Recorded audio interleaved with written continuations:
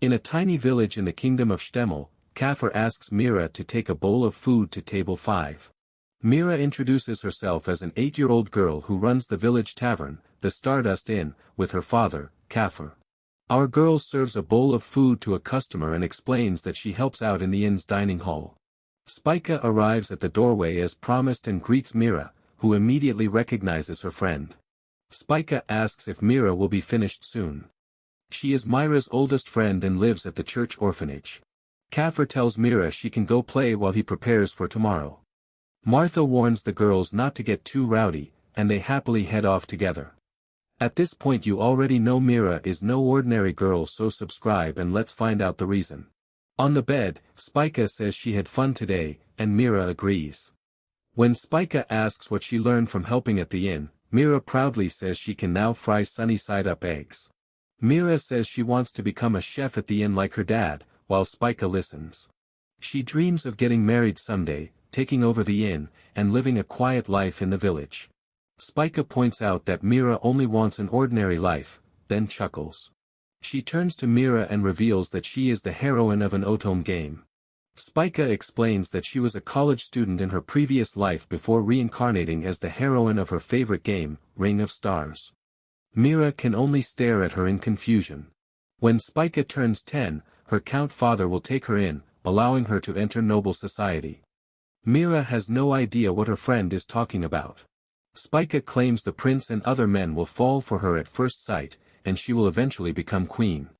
Mira wonders why this conversation makes absolutely no sense. Spica declares that she will not lose to any villainess. Mira realizes her friend is heading straight toward becoming a failed heroine and getting herself ruined.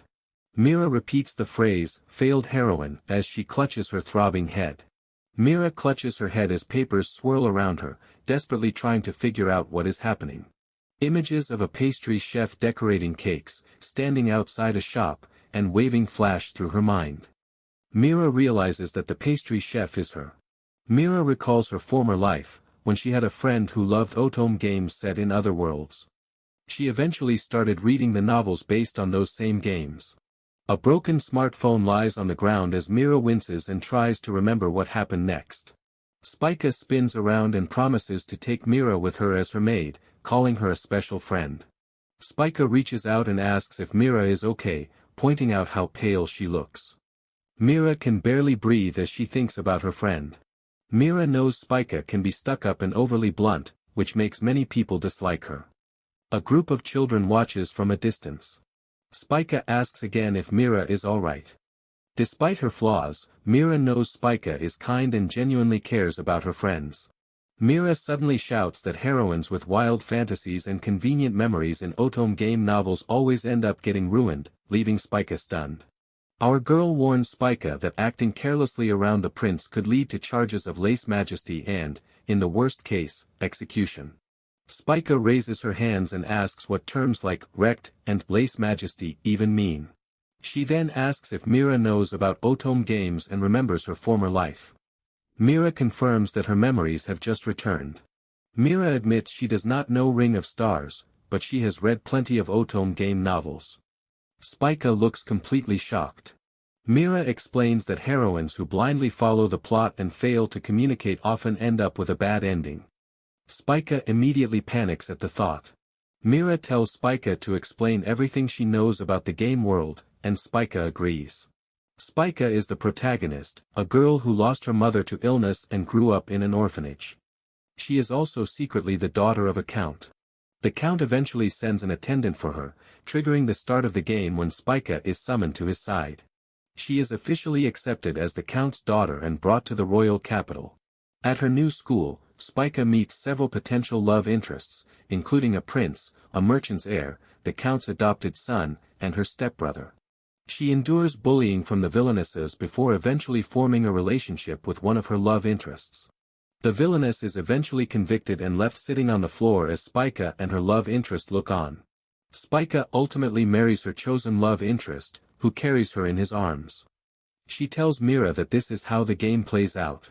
Mira realizes that Spica is the heroine of Ring of Stars, while she is merely an NPC from the opening village. For some reason, Mira feels like she has heard this story before, despite never playing the game. Whenever she tries to remember, her mind goes hazy. Spica calls out to her, snapping her back to reality. Mira apologizes for spacing out and asks if Spica was Japanese in her former life. Spica confirms it. Spica says she loved playing Otome games, but an accident happened shortly after she entered college. Mira admits she barely remembers her former life in Japan, but thinks she was around 30 years old. Spica is shocked to learn that Mira was older than her. Spica starts calling her Miss Mira, but Mira tells her to just use her name. She then asks if the game has a reverse harem ending, and Spica proudly confirms that she is aiming for it. Mira immediately warns her that she will get ruined. Spica clenches her fists and insists that a reverse harem is the perfect ending for an Otome game heroine, only for her stomach to growl loudly. Spica blushes and looks down in embarrassment while Mira glances over after hearing the noise. Mira gets off the bed and realizes it is already midnight after talking for so long. She invites Spica to have a late-night snack. Mira asks if she likes udon, and Spica happily says she does.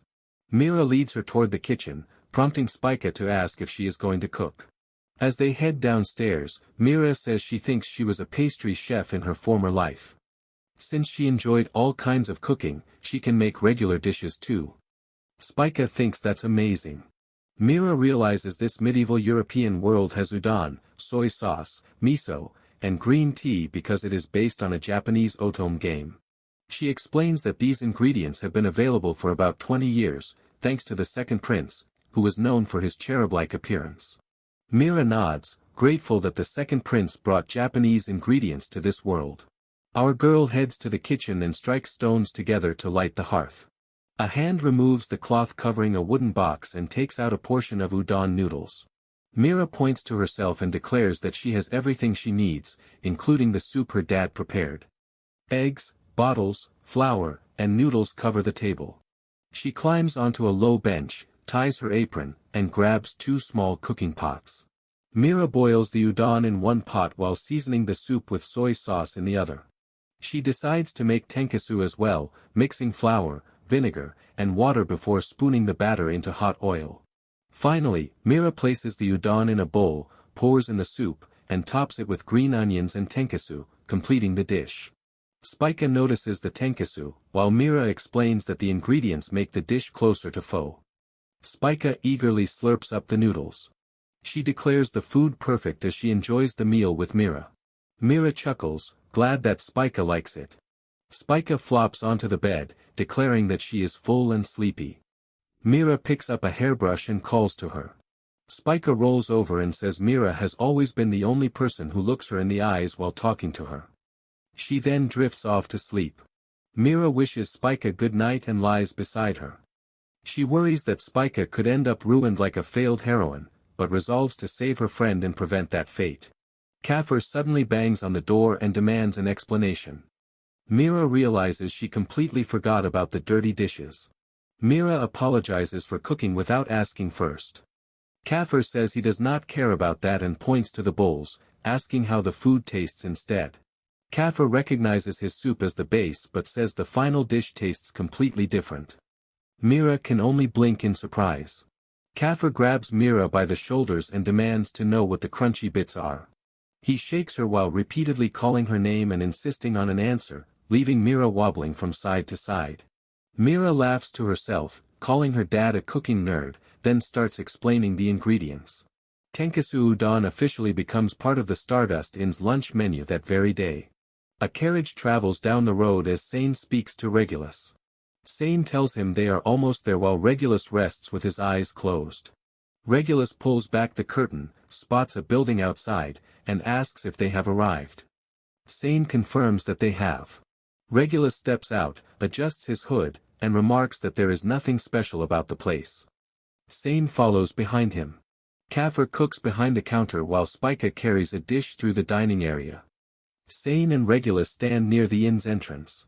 Mira rushes through the busy dining room with a stack of dishes as customers fill the tables. She sets 2 bowls of udon on a table with several bowls of toppings. "Thank you for waiting. Here is your order." Sane and Regulus stare at the toppings in surprise. Sane asks what the crunchy topping is. Mira explains that it is tenkatsu and figures they are surprised because the inn might be the only place serving it. She explains that tenkatsu is a crunchy fried topping that softens in the soup and suggests adding a few spoonfuls. Sane asks if it is meant to be a topping. Sane decides to try it first and adds some tenkatsu to his udon. Regulus swallows nervously as Mira wonders if they are brothers since she has never seen them before. After taking a bite, Sane declares that the udon is delicious. He starts to call Regulus by name, then switches to Leo before swapping their udon bowls. Mira watches and realizes he switched them to make sure Leo's food was not too hot, deciding he must be an overprotective older brother. Someone calls for Mira, and she says she is coming as Sane and Regulus leave. The scene then shifts to the inn outside at night. Spica says business is going well and the tenkatsu is selling nicely. She thanks Mira for letting her stay, and Mira thanks her for helping serve the customers. Spica asks if Mira wants to hear more about how the Otome game plays out. Mira agrees. Spica explains that the heroine gets lost during her school enrollment ceremony. A prince then comes to her aid. As thanks, the heroine gives him homemade cookies, and the two quickly fall in love. Mira sighs at the absurdity. Mira wonders if the prince is just too much of a pushover. She asks what kind of prince would eat homemade cookies without checking for poison first. Spica argues that homemade cookies are a traditional gesture, prompting Mira to ask if she can even bake them. Spica confidently claims that plot armor will take care of everything. Mira calls her name in disbelief. Mira grabs Spica and warns her that she will be in serious trouble if she keeps thinking that way. Spica gasps. Mira continues scolding her, insisting that they have no idea whether this world will follow the game's story. Spica takes the lecture in silence. Mira points out that villainesses in novels get reincarnated too and tells Spica to face reality and live a healthy life. Spica agrees from the bed, but her stomach suddenly growls. Mira notices. Spica looks up and asks Mira for something. Mira thinks that at this rate, the heroine is going to end up fat. Mira agrees to make it just this once. Spica happily jumps up on the bed. Spica eyes a bowl of kamatama udon topped with an onsen egg. Mira explains that it is an experiment and tells her to dig in. Spica takes a bite and praises the rich, runny egg and delicious udon. Mira says she is still working on the stock as a dark figure watches them from the doorway. Mira turns around with noodles hanging from her mouth and finds a sword-wielding figure standing in the doorway. The figure realizes they are just the innkeeper's kids. Sane apologizes for startling them and says he heard a noise downstairs. Mira asks if they were being too loud, but Sane assures her that he simply got up on his own. Mira notices Sane's hand resting on his sword hilt. She panics, wondering if he mistook them for burglars, and feels relieved that he did not attack. Sane bows and sincerely apologizes, but a loud stomach growl suddenly interrupts him. Mira looks at Spica, who quickly denies it and points out that she already ate. Sane scratches his cheek and admits that the growl came from him. Mira offers to make him something simple to eat. Sane blushes and insists she does not need to bother, only for his stomach to growl again. Mira tells him to sit down and promises to be back in a minute. Sane takes a seat while Spica yawns behind him. Mira serves Sane some kamatama udon topped with an onsen egg. He remarks that he has never seen udon served without soup, so she tells him to try it with the soft-boiled egg. Sane agrees and takes a bite. His eyes widen in surprise as Mira watches from behind. He slurps up the noodles and marvels at how the rich yolk coats the udon, making it delicious. Mira watches his enthusiastic reaction. Sane wipes his mouth and thanks Mira, calling the meal a feast. She asks if he enjoyed it, and Spica silently nods along. Sane asks how much the meal costs. Mira waves him off, explaining that she cannot charge for an experiment, but he points out that the ingredients still cost money. Mira points at him and says she would be happy if he stayed at the inn again. Sane chuckles, thinking she is not greedy at all. He mentions that he will be staying for 2 nights and offers to help if she needs anything. Mira then asks if he is traveling with his brother. Sane questions why she assumes they are brothers.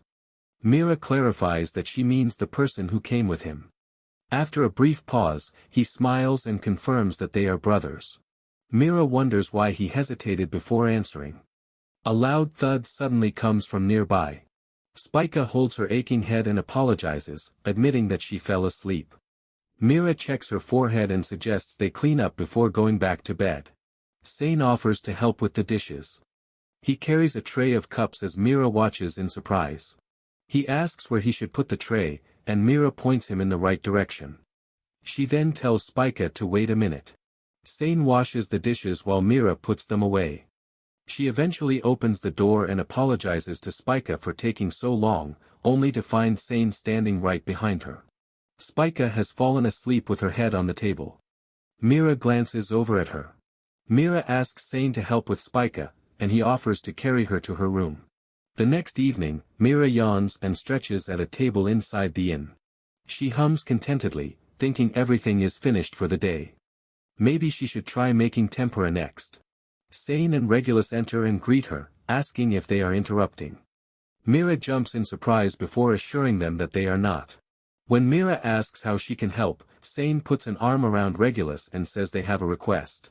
Mira assumes they are here about the request and offers to call her father. Sane starts to explain while Regulus adjusts his hood. Regulus finally speaks and says he wants to try the egg udon too. Mira covers her mouth in surprise. She realizes she has never heard his voice before and asks if he means the egg udon she made yesterday.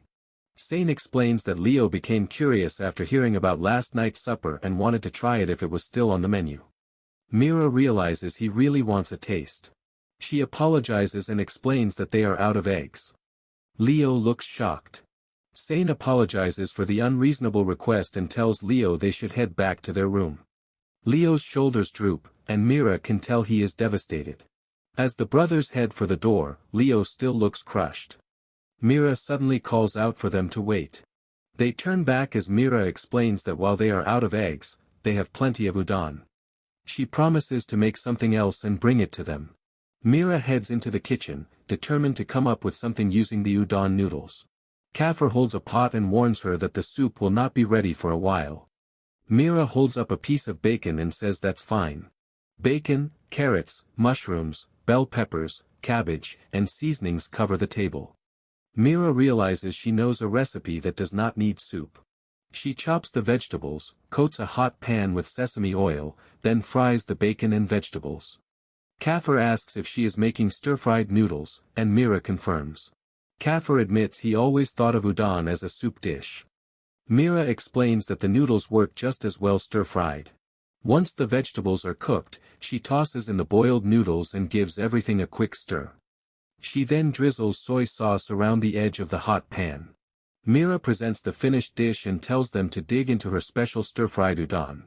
Sane recognizes that the udon has been stir-fried, while Leo remarks that it smells deliciously savory from the soy sauce. Sane decides to taste it first. One bite is enough to leave him surprised. He tells Leo that he has to try it. Leo picks up his chopsticks and agrees. Leo hesitantly takes a bite, then his eyes widen in surprise. He says it tastes great, and Sane agrees that it is delicious. Mira watches them enjoy the meal. Leo pats his stomach and says he is full. Sane agrees, praising the meal as fantastic. Sane kneels in front of Mira and asks if she made the dish herself. She confirms that she did. Sane praises Myra's cooking and asks for her name. Our girl blushes and shyly introduces herself as Mira. Leo places a hand on Sane's shoulder and repeats her name. Leo smiles and thanks Mira, who looks back at him. He admits he has never had stir-fried udon before and calls it incredibly delicious. Mira laughs, happy that he enjoyed it. Mira tells Leo that she spoke to her dad, and kamatama udon will be on the menu tomorrow evening. Leo raises his fists excitedly, saying he really wanted to try udon with an egg. Mira laughs and says she is glad he enjoyed her cooking. She hopes he likes tomorrow's udon just as much. Leo gazes at her in silence, seemingly lost in thought. Leo agrees to come back tomorrow. The next day, Sane remarks on their good fortune as Leo enjoys his kamatama udon. Mira thinks that the brothers finally got to try it before someone calls for her. Mira calls back that she is coming as Sane and Leo leave the inn. The carriage rolls down the road as Sane declares their inspection tour complete and asks Regulus what he thought of it. Regulus pulls back his hood and admits he thought his time would be better spent studying with his elder brother. He recalls Myra's smile and her saying she was glad he enjoyed her cooking. He realizes how narrow-minded he had been. Regulus leans back and admits the tour was worthwhile. He would gladly go again. Mira knocks on the church door and greets Sister, saying she brought something from her mother. Sister welcomes her inside. She enters and calls for Spica, saying she came to play. Spica greets her and notes that she does not visit often. Mira searches a shelf of books, saying the one she wants should be around here. Spica asks if she came to study. Mira looks up from her open book. She confirms it and explains that the church has plenty of books. Our girl wants to learn about the different lands and specialties of this world. Cooking for a guest made her realize she wants to expand her repertoire. Spica says she understands. Spica flips through her book and remarks that Mira was already quite mature before regaining her past life memories. Mira looks over and asks when Spica's memories returned. Spica closes her book and says they returned about 3 years ago, when her mother died. Mira looks surprised. Mira apologizes, saying she should not have asked. Spica waves it off and assures her that it is fine. Spica admits that her mother's death was a huge shock. A younger Spica holds hands with Sister beside the graves. She explains that the loss triggered her memories of the game. Young Spica looks down at her hands. Game scenes show Spica, her father, and the school life awaiting her. Spica says believing her father would come for her and that school would be happy gave her hope during her lonely days.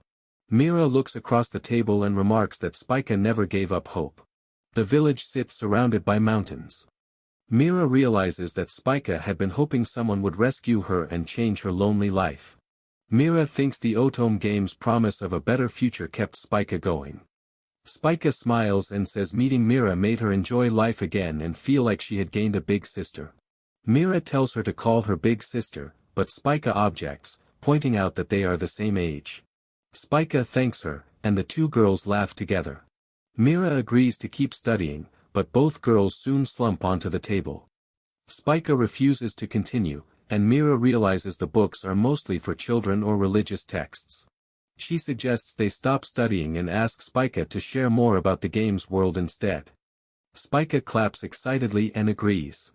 Our girl asks whether the world has magic, noting that she has never seen any. Spica explains that the game mainly focuses on romance. Mira then asks what kind of food appears in it, making Spica think. Spica recalls that there are cookies, sandwiches, and cupcakes. Mira asks about the sea and seafood, and Spica mentions an event in a port town. Mira immediately perks up at the thought of seafood from the port town. Spica sighs and asks if she has any interest in the game's love interests. Mira admits she is not interested in them, but says she would like to meet the second prince who came up with udon. Spica listens with a cup in hand. Spica laughs, saying Mira only thinks about food. Mira pouts and insists that Spica likes Otome games while she likes cooking and baking. Mira recalls how a girl introduced her to Isekai'd novels. She wonders where that girl is now and what she is doing. Suddenly, someone calls Mira's name, catching her by surprise. Spica says she thought Mira was sick when she failed to respond. Mira apologizes and assures her that she is fine. Outside the church, Mira explains that her mother sent bread for Spica and suggests making something with it. Spica quickly agrees and suggests cleaning up so they can eat together. Mira serves a dish called pan con tomate, drawing excited reactions from Sister, Spica, and the two children. Sister asks about the dish, saying it looks almost magical. Mira explains that it is toasted bread topped with garlic and tomato, then seasoned with salt and olive oil. Sister calls the dish divine, so Mira invites everyone to eat. The group gathers around the table and enjoys the toast with soup. Spica praises the combination of tomato and garlic, saying it is so good she cannot stop eating. Mira thanks her for the compliment. Spica calls Mira a versatile chef. Mira smiles and says she is glad to hear that. Spica hesitates before asking Mira for a favor. She clasps her hands and asks Mira to teach her how to bake cookies. Spica explains that she might give the cookies to the prince someday. Mira looks over at her, caught by surprise. Mira smirks and asks if Spica is the same girl who once talked about plot armor. Spica points at her and tells her to stop smirking, reminding her that Mira was the one who mentioned getting wrecked. Mira raises her fist and promises to help Spica practice. Spica happily agrees. Mira says goodbye and thanks everyone for the books before leaving the church. Back home, Mira finds a basket full of lemons. Martha says they received a large delivery, while Kafir explains that the harvest festival is coming up and he wants to use local produce on the menu. Martha offers Mira some lemons if she wants to make something with them. Mira takes a few and thanks her. Mira ties her hair into a ponytail and puts on an apron, ready to start baking with Spica. Mira crosses her arms and tells Spica to keep up. Spica salutes and declares herself ready, calling Mira her teacher. Our girl explains that cookies require sugar, flour, eggs, and butter, stressing that precise measurements are crucial. Spica carefully takes notes. Mira presents a glass jar containing the key flavoring ingredient. Spica holds up a piece and asks what it is. Mira explains that dried lemon peel is a local specialty.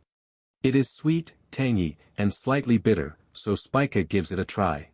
Spica weighs the flour and sugar before sifting them. Mira watches and reminds her to sift gently. They mix the butter, sugar, and eggs, then add the lemon peel and flour. After shaping the dough into a cylinder, they chill it, slice it, and bake the cookies. Spica pulls the cookies from the oven, only to find the entire batch charred black. Tears stream down Spica's face as she holds the burnt cookies. Mira presents her perfectly baked batch and points out that there is no plot armor. Spica tells her not to rub it in. Spica complains that Mira makes baking look easy. Mira explains that confectionery takes practice and that the oven can be temperamental. She assures Spica that she will get the hang of it with enough practice. Spica looks down at the burnt cookies and agrees. Spica raises her fist and vows to master cookies before leaving town. Mira suggests tasting the results to learn from the mistake. Spica stares at the perfectly baked cookies beside her burnt ones. Spica bites into a burnt cookie and declares that it tastes like defeat before asking to try one of Mira's. Kafir opens the door and calls the girls over for a moment. Mira asks what is going on. Kafir explains that while the inn is busier than ever, they are short-staffed. He says he hired some help and introduces their new kitchen hand. Izaru bows with a sack in hand as the girls look on. Izaru winks and introduces himself. Mira introduces herself and Spica in return. He shakes Mira's hand and says it is a pleasure to meet her, then gives her a closer look. Mira stares back in confusion. Izaru tells them to leave the heavy lifting to him. As Spica waves goodbye, Mira reflects that 2 years passed after that. Mira and Spica carry baskets of produce through the festival preparations. By then, the two girls have turned 10. Mira notes that this is the second harvest festival since her memories of her past life returned. She and Spica walk through the festival with baskets as a man waves and greets them. A seated man asks if the Stardust Inn will have a stall at the festival. Mira says they are just about to set it up, while Spica notices that the men are already drinking. Izaru spots them arriving at the stall. Mira thanks him for setting everything up and asks him to put the supplies in the back. He gives her a thumbs up and says it is no problem. Mira wipes her forehead and thinks about her dad bringing the meat. Suddenly, a plate of freshly baked cookies is placed in front of her. Spica asks if the cookies have the perfect color and gloss. Mira takes a bite and praises both their appearance and taste, making Spica clasp her hands excitedly and ask if she really likes them. Mira is impressed by how quickly Spica improved at baking. She also dries her own lemon peels and helps with the orphanage accounts. Spica giggles, happy that all her hard work paid off. Mira chuckles as she remembers warning Spica about getting wrecked. Then someone suddenly calls her name. Izaru announces that the fire is ready. Mira recalls that he is a strong former wayfarer who has worked at the inn for 2 years. She now sees him as an older brother to everyone at the inn. Mira thanks him and says they can open the stall as soon as the meat arrives. Izaru drools at the mention of meat and declares that today's dish is going to be amazing. Mira reveals her new idea, skewered chicken. She has never seen it in this land and thinks it was a great idea to give it a try. Spica then calls out to Izaru. She points at him and warns him not to sneak bites while working the stall. Izaru fires back that he could say the same to her. Spica complains that Izaru always gets to try Mira's cooking first. He argues that tasting the food is part of his job, prompting Mira to tell them both to calm down. Kaffir arrives with a crate of meat and asks if they're ready. Mira greets her dad as he explains that he will be busy at the inn throughout the festival, leaving them in charge of the stall. Spica raises her fists and assures Mr. Kaffir that they've got it, promising to sell every last skewer. Izaru cracks his knuckles and declares that they should give it their all. Mira announces that the Stardust stall is open for business. Spica ties back her hair while Izaru readies the skewers. Izaru fans the grill and calls out to passing customers. The delicious smell quickly catches the attention of festival goers. A customer comments on the delicious smell and asks what they are selling. Izaru introduces the skewered chicken, adding that it is perfect for eating on the go. A huge crowd quickly gathers around the stall. Izaru calls for more meat while Spica rushes out to take orders. The customers devour the skewered chicken, with one already declaring that they are coming back for more. After the rush, Izaru and Spica finally sit down and catch their breath. They sell through 2 days' worth of meat in a single afternoon, completely emptying the Stardust stall. Mira hands Izaru and Spica glasses of lemon juice to help them cool down. They both eagerly drink it. Spica thanks Mira, while Izaru praises the drink as refreshing and delicious.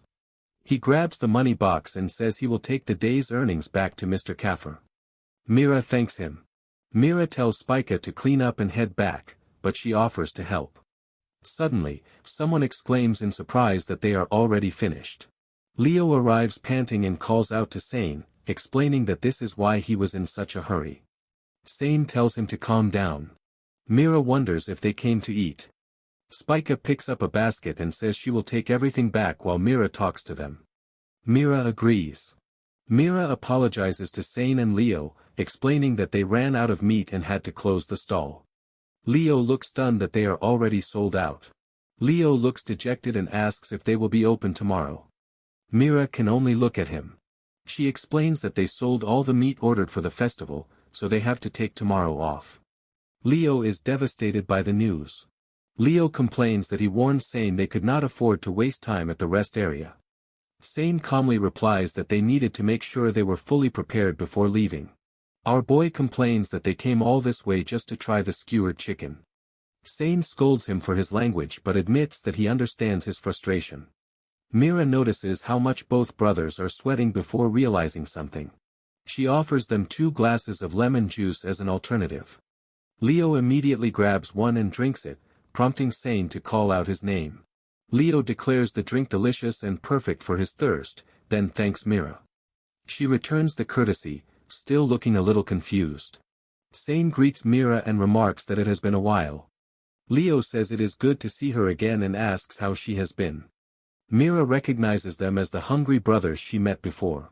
Sane picks up the shop sign and asks if it needs to be taken back to the inn, noting that they got in the way of packing up. Mira refuses to let a customer do the work for them. Sane explains that they are staying at the inn tonight, so it is no trouble. Mira agrees and lets him carry the sign. Leo calls out to Mira and offers to carry her basket. She turns toward him in surprise. Sane quietly asks Mira if she will let Leo play the gentleman while he carries the sign. Leo immediately tells him to shut up. Leo loudly refuses the idea, even as he imagines Mira giggling and happily accepting his offer. Izaru opens the door to the Stardust Inn and calls out to Mira. He freezes when he sees Mira arrive with Sane and Leo. Kaffir welcomes her back and asks if she brought the sign too. Kaffir says they are almost ready for the thank you party and invites Sane and Leo to join since they helped out. Mira agrees. Spica waves from the table and calls Mira over. Mira, Leo, and Sane all turn toward her. Spica asks if Sane and Leo are the guys from the stall.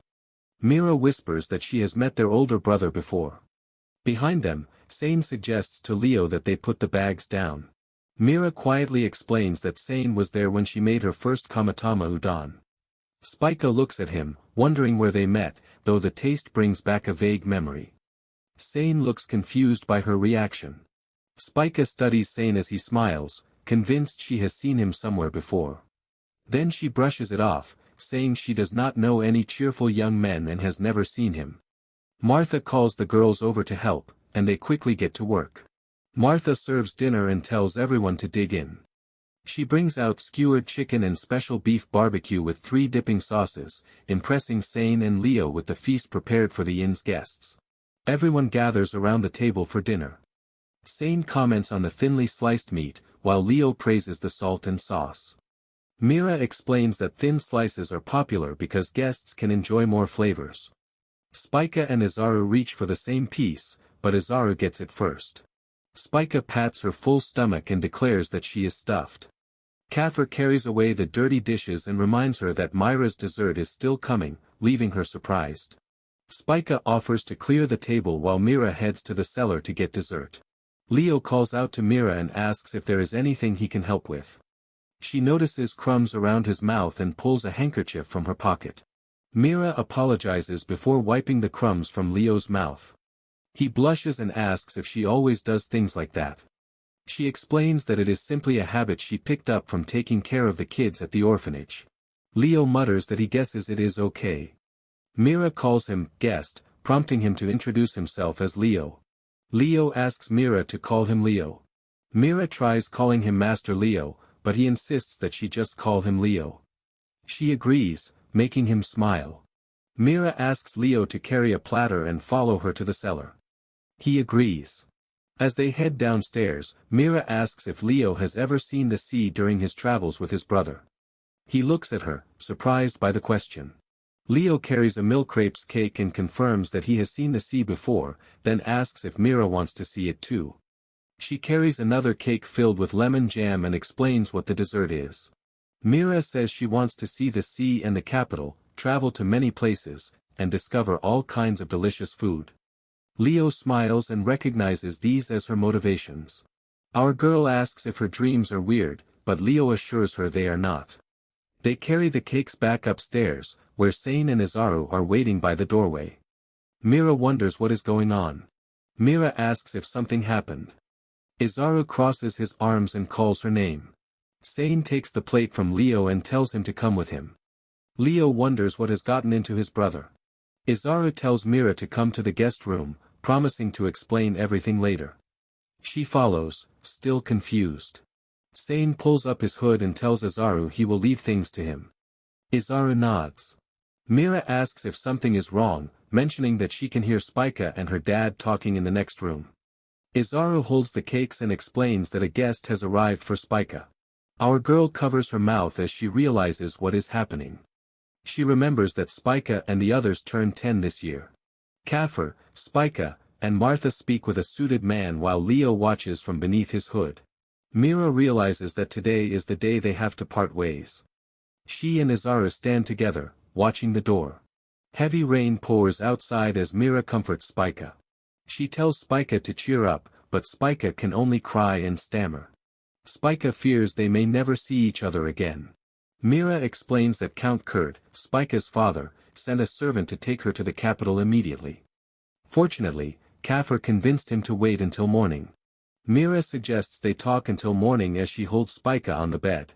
Then she points upward and offers to make French toast as a midnight snack. Spica cries as she repeats, French toast. Mira remembers they never had the milk crepes for dessert and asks if Spica wants some. Spica happily agrees. Our girl heads out to get it, and Spica thanks her. Mira closes the door and heads downstairs, wondering why Spica cried despite waiting for her father to come for her. She touches her chest and realizes those were probably tears of loneliness. Our girl reaches for a teacup beside the milk crepes and wonders if Spica enjoyed being with the villagers, unlike in the game. Mira picks up the cake server and hopes Spica felt that way. She wonders if Sane and Leo even got any dessert as Sane waits in the hallway with his hood up. Leo drops onto the bed and asks what happened back there as Sane closes the door.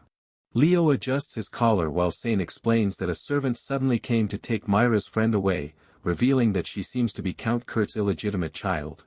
Sane says some of the Count's people might recognize them, so he decided they should hide before things got messy. Leo understands. Leo rests his chin on his hand and wonders if Spica is okay after being separated from Mira so suddenly. A knock sounds at the door as Sane suggests asking the person outside how their friend might fare. Izaru knocks and announces that he brought fresh sheets. Sane opens the door and lets him in. Izaru greets Leo with a hand to his chest, saying it has been a long time. He apologizes for the late greeting and says he was surprised to see them come through the back door. Leo brushes it off, then remarks that Izaru seems to have settled in well at the inn and gotten close to Mira. Izaru agrees. Izaru praises Mira as a caring girl who quickly became his friend, adding that her cooking is incredible. Leo asks if Izaru has been protecting Mira. Izaru confirms it, saying that was what Leo and Sane hired him to do. An image shows Mira carrying a tray as Izaru explains that her culinary talent blossomed at 8 and that she has spent the past 2 years rapidly creating new recipes. Izaru reveals that burglars tried to steal the inn's recipes, but he caught them all. They never realized the recipes actually came from Mira, not the innkeeper. Leo rests his chin on his hands and realizes his uncle was right to worry, since talented people tend to attract troublemakers. Sane remarks that his grace was wise to send Izaru after merely hearing their story about the udon. Leo holds his chin and figures his uncle's invention of udon must have caught his interest. Leo asks how Mira is doing now, mentioning that Spica is being taken to the capital. Izaru says it was a shock, but she seems to have calmed down. He adds that Mira is spending time with Spica in her room. Just then, a knock comes from the door. Sane and Leo are surprised, figuring only Izaru would come to their room, until Mira introduces herself from outside. Mira holds a tray with a teapot and cake, deciding to knock once more and come back later if they are resting or away. Leo opens the door and calls her name, catching her off guard. He asks what brought her there, while Sane calls out to him and Izaru mutters, "Oops." Izaru points out the fresh sheets and tells them to call if they need anything else. Mira holds the tea and cake, assuming Izaru came to change the sheets, when Leo asks if everything is okay. She explains that she never got to serve them the milk crepes despite their help, so she thought they might enjoy some. Leo takes the tray and thanks her. Mira notices his silver hair, blue-violet eyes, and perfectly tailored clothes. Leo calls her name, and she realizes this is her first time seeing him without his hood. She can't help thinking he's incredibly handsome. Sane asks why they're still standing in the hallway as Leo turns toward him with the tray. Sane greets Mira, leaving her confused. Mira compares the two men, noticing Sane's black hair and blue-violet eyes differ from Leo's silver hair and azure eyes. Leo explains that Mira brought the dessert they missed, and Sane calls it a stroke of luck. Mira notices they have the exact same reaction. Mira wishes them an enjoyable dessert before returning to her room with the milk crepes, only to find Spica fast asleep on the bed. She covers Spica with a blanket, figuring the poor girl is exhausted from working all day and crying all evening. Mira decides to give her the milk crepes once she wakes up. Mira heads downstairs with the tray and asks Kafur and Izaru if they were talking. Kafur turns around and confirms it, then asks where Spica is. Mira explains that Spica cried herself to sleep, prompting Kafur to say they need to talk. Kafur leads Mira into a room, where Martha sits with her face in her hands. Mira immediately asks what's wrong. Martha looks up in shock and calls Mira's name. She pulls Mira into a tight hug and starts crying. Mira asks what's wrong as Kafur speaks to Martha. Kafur asks if Mira would like to visit the capital and the port town to pursue her cooking.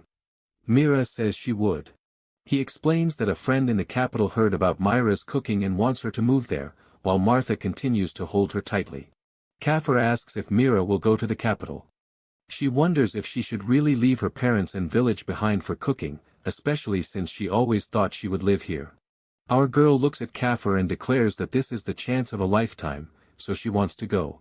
Images of food and the capital's town square appear as Mira says she wants to learn everything she can and create all kinds of delicious dishes. Martha calls her name and pulls her into a hug as Mira responds to her mom. Martha wipes away a tear and says Mira really is Kafur's daughter since they're both cooking addicts. Mira agrees through her tears. Kafur pats her head and declares that it's settled, she'll leave tomorrow. Mira is left stunned. A shout echoes through the inn that night. Spica looks down at the French toast on her plate and realizes Mira is going to the capital too. The two girls stand together by the kitchen hearth, realizing they will be living apart. Spica says she's glad Mira will be in the capital, calling it encouraging. Mira agrees as they both hold frying pans. 2 slices of French toast sizzle in the pan as Spica says they turned out golden and perfect thanks to Mira. Mira praises her and promises they'll meet again. The girls invite Kaffer and Martha to try their French toast and milk crepes. Kaffer praises Spica's improved cooking skills as Martha applauds. The family gathers around the table to eat. Spica praises both dishes, while Kaffer notes that the lemon makes the milk crepes refreshing. Later that night, Mira and Spica lie together in bed, recalling how they shared everything they knew with each other. Mira asks Spica about the capital's password, and Spica warns her about lèse majesté and getting wrecked. Morning arrives, with sunlight streaming through the window as the girls continue talking despite their lack of sleep. Mira and Spica smile at each other, knowing they're leaving for the capital today. Spica turns back as she boards the carriage, waves goodbye to Mira, and says she will see her again. Mira waves back and tells Spica she will see her in the capital. Martha puts a hand on her shoulder as the carriage pulls away. Martha reminds Mira that it is her turn to leave and tells her to make sure she has not forgotten anything. Leo waits in his hood while Sane loads their luggage. Martha explains that the brothers have offered to take Mira back to the capital with them. Mira, Martha, Leo, and Sane finish loading supplies while Kaffer and Izaru talk nearby. Kaffer thanks Izaru and asks him to look after Mira in the capital and give his regards to everyone there. Izaru agrees. The window closes as Mira and Izaru settle inside. She tells Kaffer and Martha to take care of themselves, realizing that her journey has finally begun. Sane asks if Mira is feeling okay, Leo offers her a break if she is tired, and Izaru offers her a snack. Our girl insists she is fine, though their handsome faces are almost too much for her. Mira rubs her eyes and marvels at how comfortable the carriage is. She soon slides down in her seat and falls asleep. Sane and Leo sit across from Mira, watching her sleep on the couch while Izaru sits nearby. Leo admits that he never expected Mira to return with them. Sane tells him he is lucky, making Leo blush. Sane points out that they cannot keep hiding their identities forever now that they live in the capital. Leo agrees. The journey passes without incident as they stay at several inns along the way. Mira yawns and shares snacks with Leo during the ride. Leo points out the capital through the window, and Mira gasps when she sees it. Our heroine stares at the bustling city and crowded market stalls, amazed by its size and all the unfamiliar sights. She asks if the person she will be staying with works in hospitality. Izaru simply tells her it is a surprise. Leo announces their arrival, and Sane tells Mira and Izaru that they will get off here and leave the carriage for them to use. Sane tells Leo to come along. Mira thanks Leo for everything and wishes him well. Leo turns back as he gets off the carriage and suddenly calls Myra's name, making her jump. He promises to explain everything the next time they meet. Mira says goodbye as he leaves. Mira watches through the closing curtain while Izaru sits beside her. She remembers Sane and Leo enjoying her cooking and realizes she will probably see them again if she keeps serving food. After all, they are both foodies. Mira asks if Izaru will return to the Stardust Inn. He explains that his family lives in the capital and that he plans to stay for a while because he is worried about her. Izaru adds that his employer instructed him to prioritize Mira. She wonders if he means her dad, but Izaru soon points out that they are almost there. Mira nervously wonders what the place will be like and whether most of its customers will be laborers. She takes a deep breath and reassures herself that everything will be fine as long as she can cook. Just then, someone announces their arrival. Mira and Izaru step outside and find themselves facing a massive mansion surrounded by a garden and fountain. Mira stares in shock at the mansion, wondering if they somehow came to the wrong place. Surely this is not an eatery. Izaru walks ahead, saying he should go say hello, but Mira quickly calls him back. She raises a hand and warns Izaru not to act like he owns the place. The staff bow and welcome them as honored guests. Mira clings to Izaru's arm, insisting this cannot be the right place, while he nervously asks her to let go. Sieghart observes Mira and recognizes her as Kaffer's daughter, noting that she has inherited some special qualities. He introduces himself as Isekai'd Butridge and welcomes Mira to the capital and his ducal house, mentioning her reputation as a talented cook. Izaru kneels and greets Isekai'd, leaving Mira completely confused. Mira freezes when she realizes that Isekai'd is a duke. Isekai'd tells them to rise. Mira is still stunned by the revelation that her father's friend is actually a duke. Isekai'd says he owes Kafur a debt and asks to look after Mira. He then orders a maid to show her to her room. The maid leads Mira to a lavish room filled with elegant furniture and dresses. Before Mira can make sense of anything, the maid takes her away to change clothes. Mira wonders if the fancy dress is too extravagant for her. The maid explains that it belonged to her ladyship and is simply an old dress. Mira figures the duke must have a daughter older than her. The maid then urges her to hurry because everyone else is waiting. Izaru compliments Mira on her new outfit, and she thanks him as the maid watches. Izaru asks if she wants to know how the duke knows her father. Mira eagerly agrees. She explains that Kafur rarely talked about himself, so she never understood what the duke meant by owing him a debt. Izaru offers to start from the beginning. He explains that the duke is Isekai'd Butridge, whose domain is the largest in the kingdom. Izaru explains the royal family connections, revealing that Isekai'd is the king's younger brother. Mira trembles after realizing just how important the duke is. Izaru then points out that her father, Kafur, is part of the story. He reveals that Kafur once served as a royal guard, leaving Mira shocked that her father was a knight. Izaru explains that Kafur left the capital after being falsely accused during a succession crisis. Although his innocence was later proven, he gave up being a knight and chose a different path. The duke had always wanted to make amends for what happened. Mira recalls hearing a similar story recently and recognizes the name Isekai'd Butridge. She remembers that Isekai'd is a hidden character and love interest in the Otome game, who was poisoned during the succession crisis. Mira finds it strange that the duke looks perfectly healthy despite what Spica told her. She then wonders if he is a widower since he has a daughter. Izaru knocks on the door and tells Mira that she can hear the rest of the story directly from the duke. Isekai'd invites them to sit and apologizes for giving Mira a hand-me-down dress, though he adds that it suits her. Mira thanks him. Mira tells Isekai'd that she does not want anything extravagant. She simply wants to see customers enjoy the food she makes. Her dream is to work at a busy low-town eatery, like a bustling inn where she can serve plenty of customers. Isekai'd laughs, recalling how Kafur always told him about the delicious places in the low town. He remarks that Mira and her father are quite alike. He agrees to her request, making Mira smile with relief. Isekai'd shyly asks if Mira could make him some egg udon. He explains that udon is one of his favorite foods and that he would love to try hers. Mira happily agrees. Isekai'd examines the bowl of egg udon before digging in with Mira and Izaru. Mira explains that it is a popular dish at her family's inn, while Izaru offers to recommend more of their specialties. Her first day in the capital has already gone far beyond her expectations, but our girl is determined to keep making food her own way. Mira hopes she can tell Spica all about what happened soon. Meanwhile, somewhere in a large estate, a girl declares that she cannot wait. She says it is good to be back in the capital and chuckles as she looks forward to seeing Leo and the others. A week has passed since Mira moved into the mansion. She clasps her hands in the kitchen, amazed that it looks wonderful every time she sees it. She spots several modern ovens. Mira is set to start working at a low-town restaurant next week. Until then, she can use her free time to cook whatever she wants at the Duke's mansion. Our girl stares at the shelves packed with jars and utensils, overwhelmed by the choices. Someone calls out and asks what she will make today, prompting her to turn around. Mira greets Surma and Fina, explaining that Surma is her senior in the kitchen while Fina is her neighbor in the servants' quarters. Fina winks and points out that Mira is early as usual.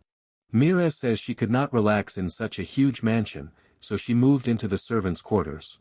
Fina and Surma welcome her warmly, making her feel at home since they are both from her homeland. Mira holds up an apple and says the head chef gave her some, so she plans to make apple pie. Someone nearby asks if it is a dessert. Surma and Fina ask if apple pie is another specialty from her homeland.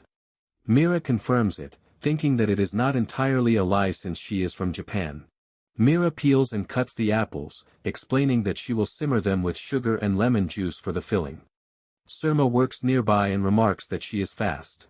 Surma admits he has never made desserts before. Mira is surprised and asks if he really has not.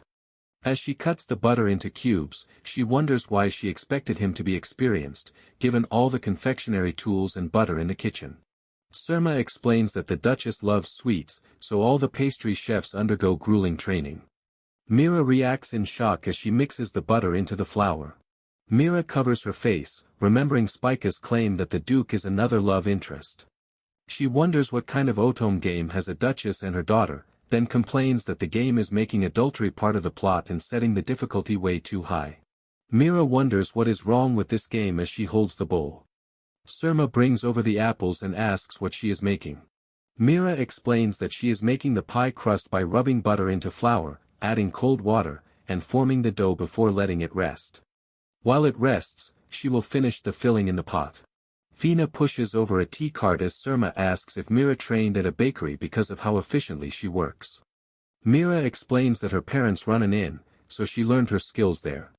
Surma says he thought she was a genius. Annabelle bursts through the door and demands to know where the new chef her father hired is. Mira and Surma both jump in surprise as they stare at the unexpected visitor. Annabelle approaches Mira and reaches out, saying she must be the new chef. She says she heard Mira was a brilliant cook and came to introduce herself. Mira looks at her in surprise. Annabelle introduces herself as Annabelle Buttridge and asks for Myra's name. After introducing herself, Mira thinks the Duke's daughter is much friendlier than she expected. Lena watches from nearby. Annabelle says it is a pleasure to meet Mira and that she cannot wait to try her cooking. Mira chuckles and says the honor is hers, thinking Annabelle is bright and cheerful, almost like Spica. Mira gestures toward the kitchen and warns Annabelle that the floor can be slippery, so she should avoid running around. Fina gasps and calls Myra's name, while Surma tells her to watch what she says. Annabelle falls silent, and Lena gasps behind her. The entire kitchen goes quiet. Mira realizes what she just said and starts to worry. Mira remembers warning Spica about lèse-majesté, only to realize she has just talked back to a refined lady herself. She fears she will be punished, but Annabelle suddenly giggles. Annabelle agrees that getting hurt would only inconvenience the chefs. Mira looks surprised by her response. Lena adjusts her glasses and says Annabelle can be too tomboyish, reminding her not to cause trouble for others. Annabelle agrees. Lena thanks Mira for warning Annabelle but cautions that such advice could backfire depending on the situation. Mira says she understands. Lena winks and wags her finger, calling Annabelle a wild little girl and telling Mira to scold her when she gets out of line. Annabelle pouts and calls Lena mean. Mira puts a hand to her chest, thinking Annabelle is kind. She also realizes there are many high-ranking nobles in the capital. Our girl grips the pot handle and reminds herself to be more careful around the nobles from now on. Surma suddenly calls her name and points at the pot. Surma asks if everything is okay with the pot. Mira thanks him for the warning. Annabelle catches the delicious aroma and asks what she is making. Mira says she is making apple pie. Annabelle asks if she means a pie filled with apples and covered in a hard crust. Mira explains that her pie has a crisp crust. Annabelle is surprised, asking if pies are not supposed to be tough. Fina, Lena, and Surma all nod. Mira wonders if crisp pie crusts have not been invented in this world yet. She recalls that early pies were mainly used as containers, while edible pie crusts became common around the 16th and 17th centuries. Mira explains that her method produces a crisp, flaky crust. Annabelle and Lena watch excitedly as she finishes the pie. Annabelle suggests having a tea party later, and the maid agrees. Soon, a slice of apple pie is placed on a plate at the table. Lena gasps as Annabelle picks up her fork and asks if this is the apple pie. Mira presents the finished slice beside her. Annabelle cuts into the pie and marvels at how crisp the crust is. She takes a bite and declares it absolutely delicious. Lena blushes as she examines the pie's beautiful lattice crust. Annabelle says the crust is not tough at all and praises the sweet-tart flavor of the apples, urging Lena to try it. Mira is glad they like it and explains that pies can also be filled with meat, fish, and more. Annabelle and Lena immediately find the idea mouth-watering, while Annabelle claps excitedly.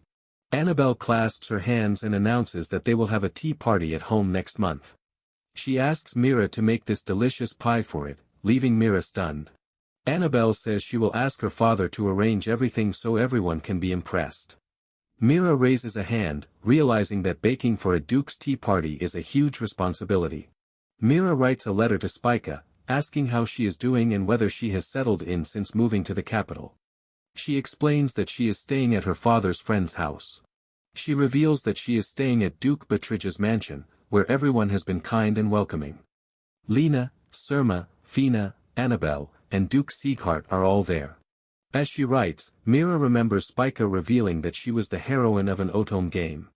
That confession unlocked her memories of her past life, including her love of Japanese cuisine. Mira realizes that without those memories, she never would have rediscovered the Japanese food she loved. She stops writing and decides to leave out what happened with Annabelle so Spica will not worry. Mira reflects that her past life memories led her to the capital and helped her meet so many wonderful people. Annabelle's enthusiasm for pie and tea parties comes to mind. She seals the letter with a wax stamp, telling Spica that she now works at an eatery in the low town and inviting her to visit sometime. She signs it, Mira. Our girl heads through the low town in her beret and coat, passing shops and a maid delivering food through a window. A shopkeeper greets her with a cheerful good morning. Mira spots a huge pile of cabbages and stops in surprise. Mira stares at the mountain of cabbages and wonders why there are so many. A woman asks if she thinks that is a lot, and Mira looks up in surprise when she recognizes her. Mira calls out Lida's name, and Lida greets her while holding a cabbage.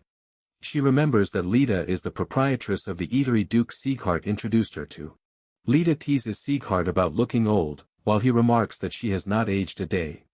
Mira explains that he has known Lida since he was a boy and used to eat at her shop. Despite her age, she still looks remarkably youthful. Lida explains that a trader friend gave her the cabbages after ordering far too many. She considers turning them into sauerkraut before they spoil. She admits that using all of them might be difficult. Mira looks over the crates, which are packed with cabbages. Mira thinks about what cabbage dishes the customers might enjoy before getting an idea. She turns to Lida and speaks up. Our girl suggests making a recipe from her homeland. Lida listens with interest. A plate of fried cutlets and shredded cabbage arrives at the table. Lida introduces today's set meal, while a customer wonders if the cutlet is made of meat. Lida explains that it is a minced cutlet set served with cabbage. The customer looks at the meal and asks what a minced cutlet is. The meat is minced and mixed with chopped onion and cabbage. The mixture is shaped into patties, coated in breadcrumbs, and fried until golden and crispy. Lida explains that the minced cutlet set is only being served to regulars today. A customer finds the dish interesting, so she asks everyone to try it and give their honest opinion. If they like it, she will add it to the menu. Lida returns after serving the minced cutlet sets and notices Myra's distracted expression. She asks if something is wrong, making Mira gasp. Mira apologizes for daydreaming while cooking. Lida assures her that it is fine and asks what is bothering her. Our girl worries that her dishes might be too unfamiliar for the locals. She also has to make dessert for the Duke's next tea party. Mira clasps her hands and worries that everyone might dislike her dessert. The thought leaves her feeling dizzy. Lida sighs and places a hand on her shoulder. Lida tells Mira to simply watch the customers' reactions. One diner cuts into the minced cutlet and praises its crispy exterior and juicy filling. The customers happily dig into their meals. They praise how the cabbage's sweetness brings out the meat's flavor and ask Lida to add the dish to the menu. Lida points toward the dining area and assures Mira that her cooking is a sure bet. Mira watches the happy customers and realizes she has only been working there for a few weeks. She thinks back to Annabelle and realizes she may have worried too much about being ready to cook for a duke. Mira smiles and resolves to do her best in her own way. After all, Annabelle enjoyed her cooking too. A customer thanks Lida before leaving. With lunch over, Lida puts out the sign and tells Mira they are heading into the city. Mira agrees. Mira notices the abundance of ingredients in the capital. Lida says the trading house they are visiting carries some of the finest ingredients around. Lita opens the door to Dammire and Company and asks someone inside to call Otto. Mira spots a stall full of lemons and picks one up. The lemon brings back memories of making lemon juice and milk crepes with Spica and the others. Mira excitedly calls Lita over to see them. Otto adjusts his monocle and apologizes for keeping them waiting. He asks how the cabbages turned out, admitting that he ordered too many. Lita says Mira helped them use up the excess cabbages. Otto laughs and thanks them for solving his problem. Otto sips his tea and asks Mira what he can do for her. Mira asks him to deliver a letter to Spica, Count Kurt's daughter and a friend from her hometown. Otto looks over the sealed letter. Mira explains that letters from commoners are often discarded before reaching nobles. Otto listens as a maid sorts through the mail and throws one such letter away. Otto assures her that he has connections among the nobility, so the letter will reach Spica safely. He agrees to handle it himself. Mira thanks him. Otto promises to be in touch, and Mira agrees.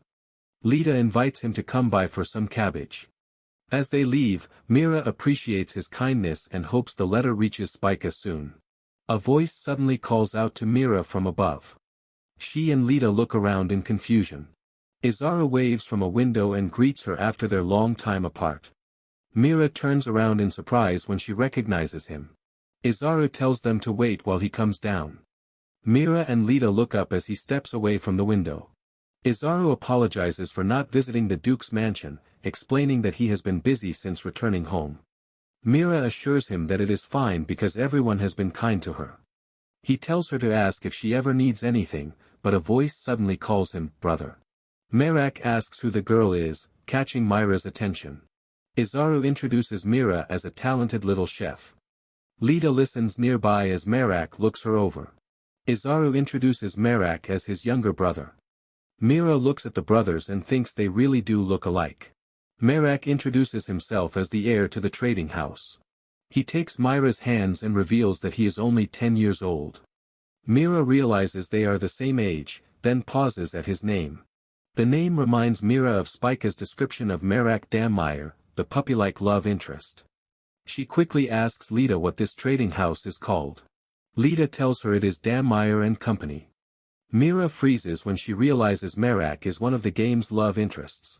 Merak tilts his head and asks if something is wrong. Mira panics, mentally warning Spica that this is an emergency and realizing that Merak's cuteness is a weapon. Mira shakes her head and says it is nothing.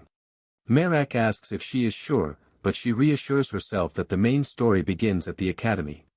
As a mob character, she should have nothing to do with him. Guests in elegant dresses gather around tables filled with tea and pastries in the garden. Leo rests his cheek on his hand and sighs as he reads by the window. He thinks the tea party is boring. Leaves blow past a large building as a voice calls out to Spica. Arcturus finds Spica and asks what is wrong. She sniffs and calls him her brother. Spica sits at a desk with a quill and an open notebook.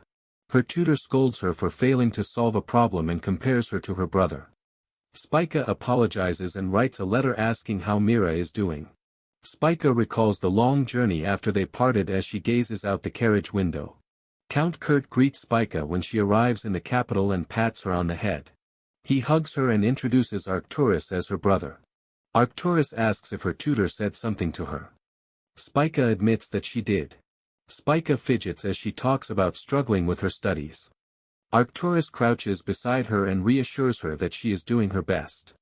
She explains that Count Kurt adopted him, so they are not related by blood. Spica describes Arcturus's platinum blonde hair, blue eyes, and intelligence, which earned him a recommendation to become the prince's classmate. She quietly endures being compared to him every day. Spica practices writing and embroidery while studying reading, writing, etiquette, and dance with sister and Mira.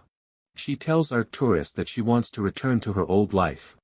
When her tutor calls her a country bumpkin, Spica gasps and quickly clarifies that she did not mean it that way.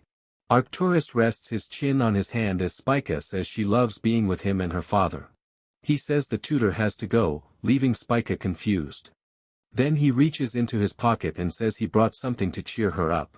Arcturus hands her a sealed letter. Spica looks at it and wonders who sent it. He explains that a merchant brought the letter for her. Spica recognizes Myra's handwriting. Arcturus asks if the sender is her dear friend. She reads the letter aloud. Mira says she is staying at the Duke's mansion while working at an eatery in the low town, then invites Spica to visit. Spica thanks Mira in her thoughts and asks Arcturus if the merchant is still there. He confirms that their father is ordering supplies and dresses. She decides to buy some letter paper and resolves to do her best. A teacup sits on a table as guests chatter outside the palace. Regulus sighs while people thank him for coming. Regulus walks down the hallway, wondering how his brother can tolerate this situation. He thinks that studying is one thing, but dealing with Pyrrhuses is exhausting. Sane holds up 2 fingers and reminds Master Regulus that studying hard and attending tea parties were the conditions for visiting that town. Regulus recalls that his father and mother set those conditions. Someone then points out that a royal needs a guard when traveling. The king and queen explain that they cannot casually approve his personal trip, but they will allow it if he accepts their conditions and follows their orders. Regulus thinks of Myra's smile. Regulus decides that now is the time to earn their trust. Sane addresses him as Your Highness. He complains that the Pyrrhuses are overwhelming with their enthusiasm. Sane admits that they are serious. Regulus acknowledges that the girls have family honor to uphold and remembers Mira serving him her food. He recalls how Mira offered him plenty of food and smiled so warmly. Regulus clenches his fist, wishing Mira were there. Sane sighs behind him. Sane asks if Regulus saw Izaru's report. Mira has been creating new dishes at the Duke's mansion and the Lowtown eatery, astonishing everyone. Regulus complains about the minced cutlets and says he wants to try them. Izaru notes in his report that Regulus is only gathering information now and no longer gets to eat Myra's cooking every day. Sane says they all share the same feeling of shame. Regulus sighs. Regulus walks near the garden as people chatter nearby, wondering when he will see Mira again. He wonders if Mira has forgotten about him. Sane then mentions that next week's tea party will be held at Annabelle's place in the Duke's mansion, catching Regulus off guard. Sane confirms that Mira will be in charge of dessert. Regulus eagerly asks if that is true. Sane tells him to endure his studies and tea parties until then, and Regulus agrees. Regulus calls Sane over and asks him to arrange some time alone with Mira at the Duke's mansion. Sane asks what he plans to do. Regulus says he wants to tell Mira that he is a prince of the kingdom, remembering that he could not reveal it that day. He knows Mira might reject him but still wants to take things further. Sane listens in surprise. Sane agrees to his request and asks him to act like a gentleman at today's tea party. Regulus wonders if Sane is enjoying this. Izaru and Merak examine the dish as Mira smiles. They learn that the planned dish is called okonomiyaki. Izaru says it is lucky that Merak stopped by to taste Myra's cooking. Merak asks if the dish contains cabbage. Mira confirms that it contains finely chopped cabbage, eggs, flour, herbs, grated yam, and meat udon broth. She mixes the ingredients into a batter, adds soy sauce, and fries it until golden before drizzling on more soy sauce for extra flavor. Mira rests her chin on her hand and says she wants proper okonomiyaki sauce because she is unsure about the recipe. Merak questions what she means by sauce. Our girl explains that she cannot get the right spices in this country because she has no connections. Izaru and Merak listen. Merak and Izaru raise their hands and ask why she did not tell them sooner. Mira looks back in surprise. Merak says they have contacts who can get foreign spices. Mira asks if that is true. Izaru adds that he is curious about how she fries the okonomiyaki and praises her skill with fried dishes. Mira remembers how much fun the harvest festival was as she watches Izaru grill skewers. She recalls Leo eating a skewer with Sane standing behind him and wonders how they are doing, noting that she has not seen them since then. Izaru eats with a fork and says she may see them sooner than she thinks. Mira looks at him in confusion. Mira suddenly remembers something and asks Izaru and Merak to try a dessert she made. She explains that she plans to serve lemon pie at the tea party and wants a man's opinion on its sweetness. Izaru considers it a perk as Mira remembers what Leo said in the carriage. Leo sits in the carriage and comments on the interesting combination in the milk crepes. Mira asks if he dislikes lemon jam, but Regulus explains that he does not, describing the lemon as refreshing and the cream as soft and airy. Mira remembers Leo calling it delicious and realizes that he liked the lemon. Leo places a hand on his chest as Mira resolves to do her best at the Duke's tea party. Annabelle welcomes everyone to the House Butteridge tea party. The guests gather around tables in the garden beside a fountain. The guests admire the baked goods and ask Annabelle what they are. The table is filled with pastries, tartlets, and pies. Annabelle holds up a teacup and explains that the confection is called a pie. A guest asks if pie is the hard food they've heard of. Annabelle explains that this one is crisp and pairs well with tea. She adds that their chef worked hard to prepare the pie for today's party. Earlier that morning, Dominic carried a dish into the mansion. Dominic points to the dough and asks Mira if the pastry turned out as planned. Our girl confirms it and praises Dominic and Surma for their hard work, leaving Surma relieved. Surma admits that the process had more steps than before and was quite difficult. Mira explains that she wanted to make puff pastry. She folded the dough and butter repeatedly, resting it in the icehouse between steps to create thin layers and a crisp, flaky crust. Dominic notes that the same ingredients can produce different results depending on the method. Mira explains that he is passionate about culinary research, oversees desserts at the Duke's mansion, and is helping her today. Surma, Mira, and Dominic raise their fists and cheer, determined to give it one last push. The food is finally ready, and Surma and Dominic praise their work. Fina opens the door and announces that the guests have arrived. Surma pats Mira on the back and tells her they will leave the rest to Fina and the others. Mira reacts to the sudden pat. Fina pushes out a tea cart loaded with pies and pastries. Surma tells Mira that her dishes are the best and urges her to be confident. Mira thanks her and suggests secretly watching the guests' reactions. Annabelle laughs with a guest at a table covered with tea and pastries. From inside, Surma and Mira watch through the window. Mira points toward the garden as Surma watches with her. The guests seem to be enjoying everything. Annabelle chats happily with a guest over tea and desserts. Mira notes that she is having a great time, too. Surma stretches and asks Mira what she plans to do next. He says he is heading back to the kitchen, while Mira decides to rest. Mira smiles and admits that she is a little tired, so she plans to take a break. Someone then steps into the room. Annabelle turns as someone approaches the tea table. Outside, Mira stretches her arms in the fresh air. Mira sits beneath a tree and sighs, admitting that the early morning preparations wore her out. She flops onto the grass and admires the beautiful weather, then realizes that lying around like this is bad manners. Mira lies on the grass and thinks about how happy Annabelle looked. She decides no one will mind if she relaxes just this once. Our girl rests her hands on her chest and chuckles, deciding that all the hard work was worth it.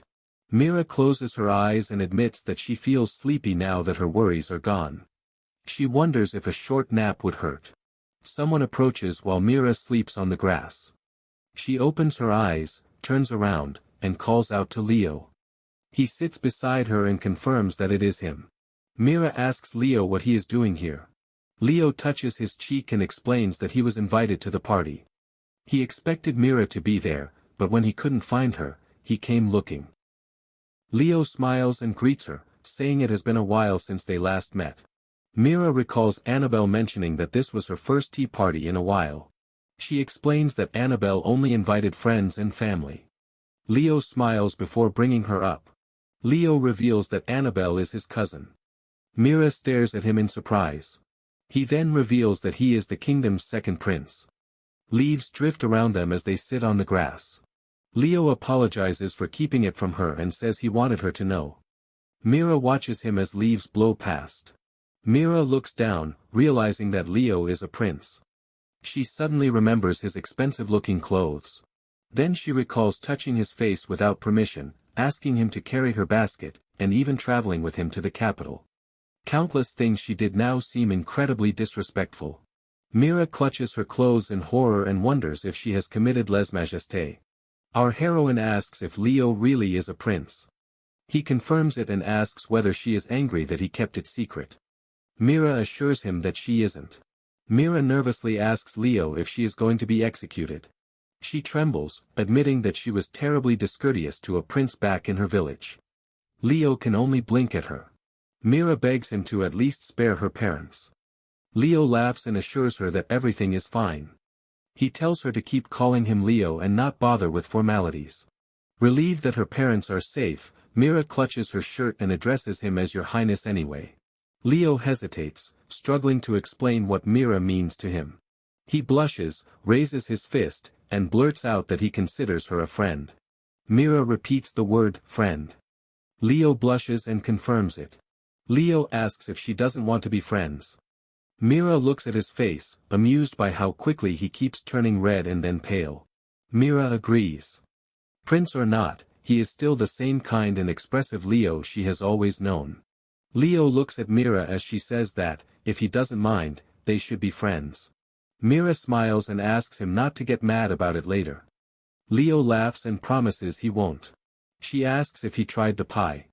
Leo confirms that he did, mentioning how Annabelle proudly showed the pies to everyone. Leo smiles and says the lemon pie was his favorite. Its refreshing flavor reminded him of the village. Mira smiles and holds her collar. He asks if Mira made the lemon pies, and she confirms it. She then asks about Sane, and Leo explains that he is his guardian knight. Mira realizes she had misunderstood as they sit beneath the tree. They continue talking until Sane eventually comes to take Leo away. As night falls over the mansion, someone calls out Myra's name. Annabelle grabs Mira by the shoulders and thanks her, saying everyone loved the crisp, delicious food. She adds that she has never had a tea party this well received. Mira clasps her hands and says she is glad. Annabelle explains that living on the estate left her worried about what to talk about with the guests, but Myra's help made everything easier. She says goodbye and runs off to thank the others. Mira gestures thoughtfully and reflects on how glad she is to have helped Annabelle. The experience reminds her of something. Mira grins, realizing that seeing people smile because of her cooking makes her happy. She decides to give it her all tomorrow, but first, she plans to take a bath and go to bed. Mira reaches for the door handle when she spots Fina carrying a tray. Fina calls out to her, saying the timing is perfect. Mira turns in surprise as Fina holds the door open and asks what's wrong. Fina shows her a tray of leftover pastries and explains that Surma gave them to her because they couldn't be served. She suggests they eat them together. Mira asks if it's really okay to eat them. Fina points out that they don't get a chance like this every day and asks if they can eat in Myra's room. Mira agrees. Fina thanks her, opens the door, and says she has been wanting to have a nice, long talk with her. Our girl chuckles mischievously over a large pot, stirring the dark, bubbling liquid with her ladle. Lita walks in with a bag of groceries and points out her upbeat mood, prompting Mira to spin around and excitedly declare that she finally pulled it off. Peering at the steam, Lita asks if this is the Worcestershire sauce she was trying to make, and our girl beams with pride. She explains that Merak kept his word by taking her to specialty shops loaded with rare spices and produce, earning an approving nod from Lita. Lita notes that he must have picked a solid spot, and Mira eagerly agrees, though after raving about the new tools and ingredients, her expression suddenly falters. Her cheerful tone drops as she admits that something unfortunate happened on the exact day she sat down to write her letter. In that letter, she confesses to losing a precious memo from Spica, which contained Japanese notes on all the capture targets to keep their secrets safe. She wanted to double-check if Merak was actually a character from the game before replying to Spica, only to realize the note was gone from its drawer. A frantic search through the drawer where she kept it as a lucky charm confirms her worst fear: the memo has completely vanished. Desperate to confirm if Merak is actually a love interest from the game, our girl frantically scans the room in disbelief. She tells Lita that she turned the place upside down looking for it, but just as Lita offers a bit of comfort, heavy knocking rattles the front door. Both of them freeze in confusion, wondering who could possibly be pounding on the eatery's door so long before opening hours. Lita rushes off to check if a starving customer showed up early, leaving our girl at the counter to start prepping for the lunch rush. Midway through peeling a potato, she nearly jumps out of her skin as Lita bursts back into the kitchen screaming her name. Lita pumps her fist and tells her to drop everything immediately, leaving Mira bewildered with a kitchen knife still in hand. Spica suddenly peeks around the doorframe with a beaming smile, waving hello and asking how she's been. Before she can process what's happening, Spica throws her arms around our girl, excitedly revealing that she rushed over the second she got the letter. Still holding on tight, Spica thanks her from the bottom of her heart, saying the letter gave her all the courage she needed. Spica suddenly perks up and asks if her reply came in the mail, but our girl admits she hasn't received anything yet. She mentions writing back immediately, but their reunion is cut short when a tall, imposing figure steps into view and calls her name. Arcturus glides forward and asks for an introduction, catching Mira completely off guard with his dazzling good looks. Spica proudly introduces our girl as her dearest friend and a top-notch chef, before turning around to present the man beside her. He introduces himself with a charming smile, and Mira politely returns the greeting, noticing how overjoyed Spica looks beside her older brother. Striking a playful pose, Spica admits that the real reason she dashed over was the mouth-watering smell of sauce drifting all the way outside. Arcturus leans down and quietly confesses that his little sister studied day and night just to earn permission for this food trip. He gently asks if she can whip up Spica's favorites despite the early hour, and our girl gladly accepts the challenge with a bright smile. She serves up a spectacular feast of crispy minced cutlets, sizzling okonomiyaki, and golden tonkatsu, leaving Spica drooling and Arcturus marveling at the incredible spread. Arcturus watches in utter shock as Spica happily inhales the mountain of food, raving about how delicious every single bite tastes. Our girl pours hot tea and chuckles at his disbelief, explaining that despite her slender frame, Spica has always had a monster appetite. His expression softens with a hint of envy as he admits that his sister had seemed constantly downcast ever since moving to the capital. He gently explains that she had been pushing herself too hard to fit in, but receiving Myra's letter completely turned her mood around. He rests his chin on his hand and teases that she finally discovered the power of true friendship, making Spica turn red and loudly protest. Spica passionately blurts out that she only kept going because her big brother supported her every step of the way, catching him off guard with a genuine smile. The grandfather clock suddenly strikes noon, prompting Arcturus to note that the lunch rush is starting as Spica slumps in disappointment. She pouts at the thought of having to leave, while Arcturus pulls on his cloak and mentions having official business to take care of nearby. He turns back with a radiant smile and asks if she will be a good girl while waiting, sending Spica into a starry-eyed daze of pure adoration. Spica nods eagerly and lunges in for a fierce bear hug, thanking her big brother with uncontainable joy. Arcturus turns crimson as he adjusts his cloak and tells her to behave, leaving both girls giggling before Spica sheepishly apologizes for showing up in the middle of a rush. Fortunately, Lita swoops in and generously gives our girl some time off so the two friends can catch up. Settling at an upstairs table, Spica asks if this is the very diner the Duke recommended, and Mira confirms it with a nod.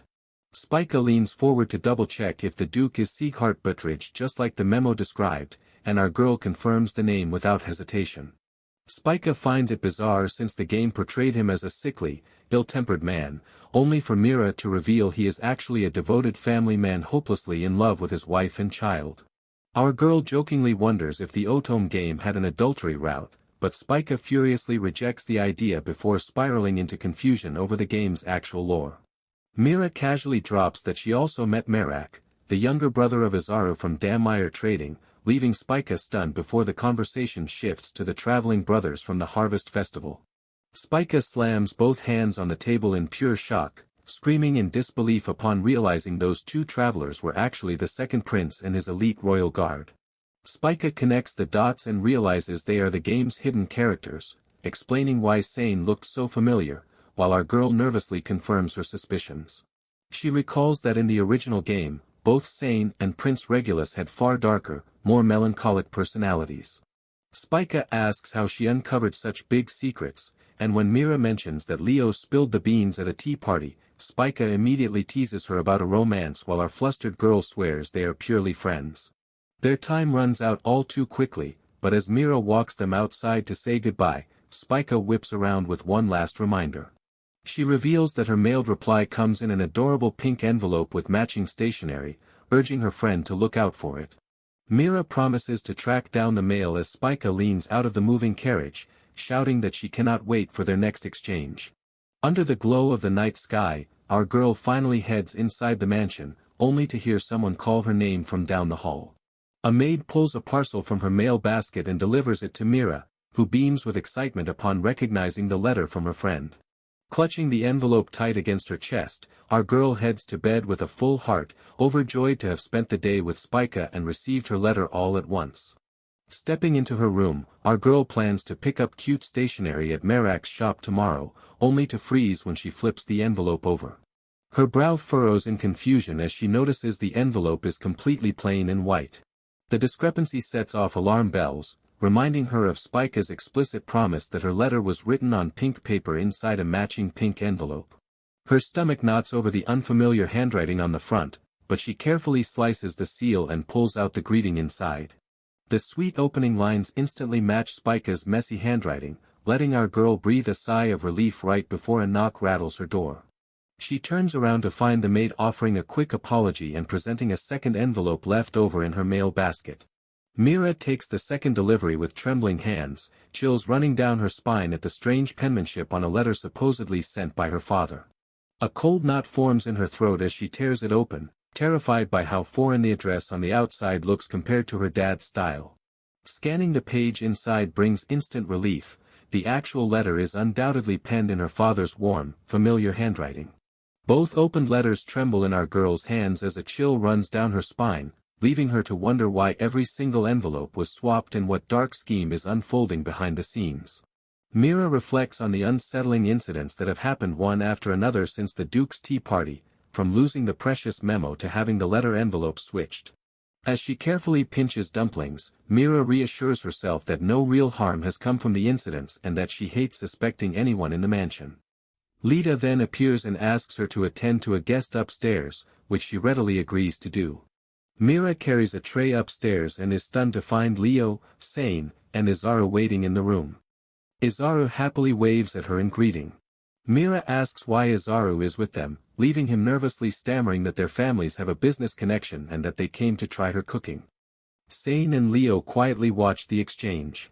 She reasons that Izaru's family, the capital's most prominent merchant household, would naturally have connections to Leo and his circle. Mira sets a refreshing drink in front of Leo, who smiles and thanks her when she calls his name. When she teases him for actually coming to visit, Leo turns bright red and insists that he always keeps promises to his friends, reminding her of what he said at the tea party. Mira chuckles to herself as his flustered, sweet reaction makes him seem more like an ordinary boy than the refined prince she met at the tea party. Leo eagerly asks if our girl can whip up a meal for him, then clutches his chest and blushes as hunger suddenly hits him. Mira giggles at his eagerness and serves a large platter of golden, crispy gyoza, inviting the hungry and embarrassed Leo to dig in as Izaru and Sane watch. She introduces the gyoza as a new menu item, explaining that pan-frying gives them crispy skins while keeping the meat juicy. Leo and Sane stare at the dumplings with starry-eyed excitement. Leo takes a bite, and his face immediately lights up with joy as he exclaims that the gyoza are delicious. Mira beams as he praises the juicy, meaty filling, admitting that he has not tasted her cooking in ages. Sane enthusiastically agrees. When Mira reaches for the empty plates, Sane asks Izaru to help carry the heavy dishes instead. The two quickly leave with the plates, leaving her surprised by how fast they moved. Mira wipes down the table and happily remarks that seeing everyone eat so eagerly cheered her up. Leo then calls her name, prompting her to ask what he needs.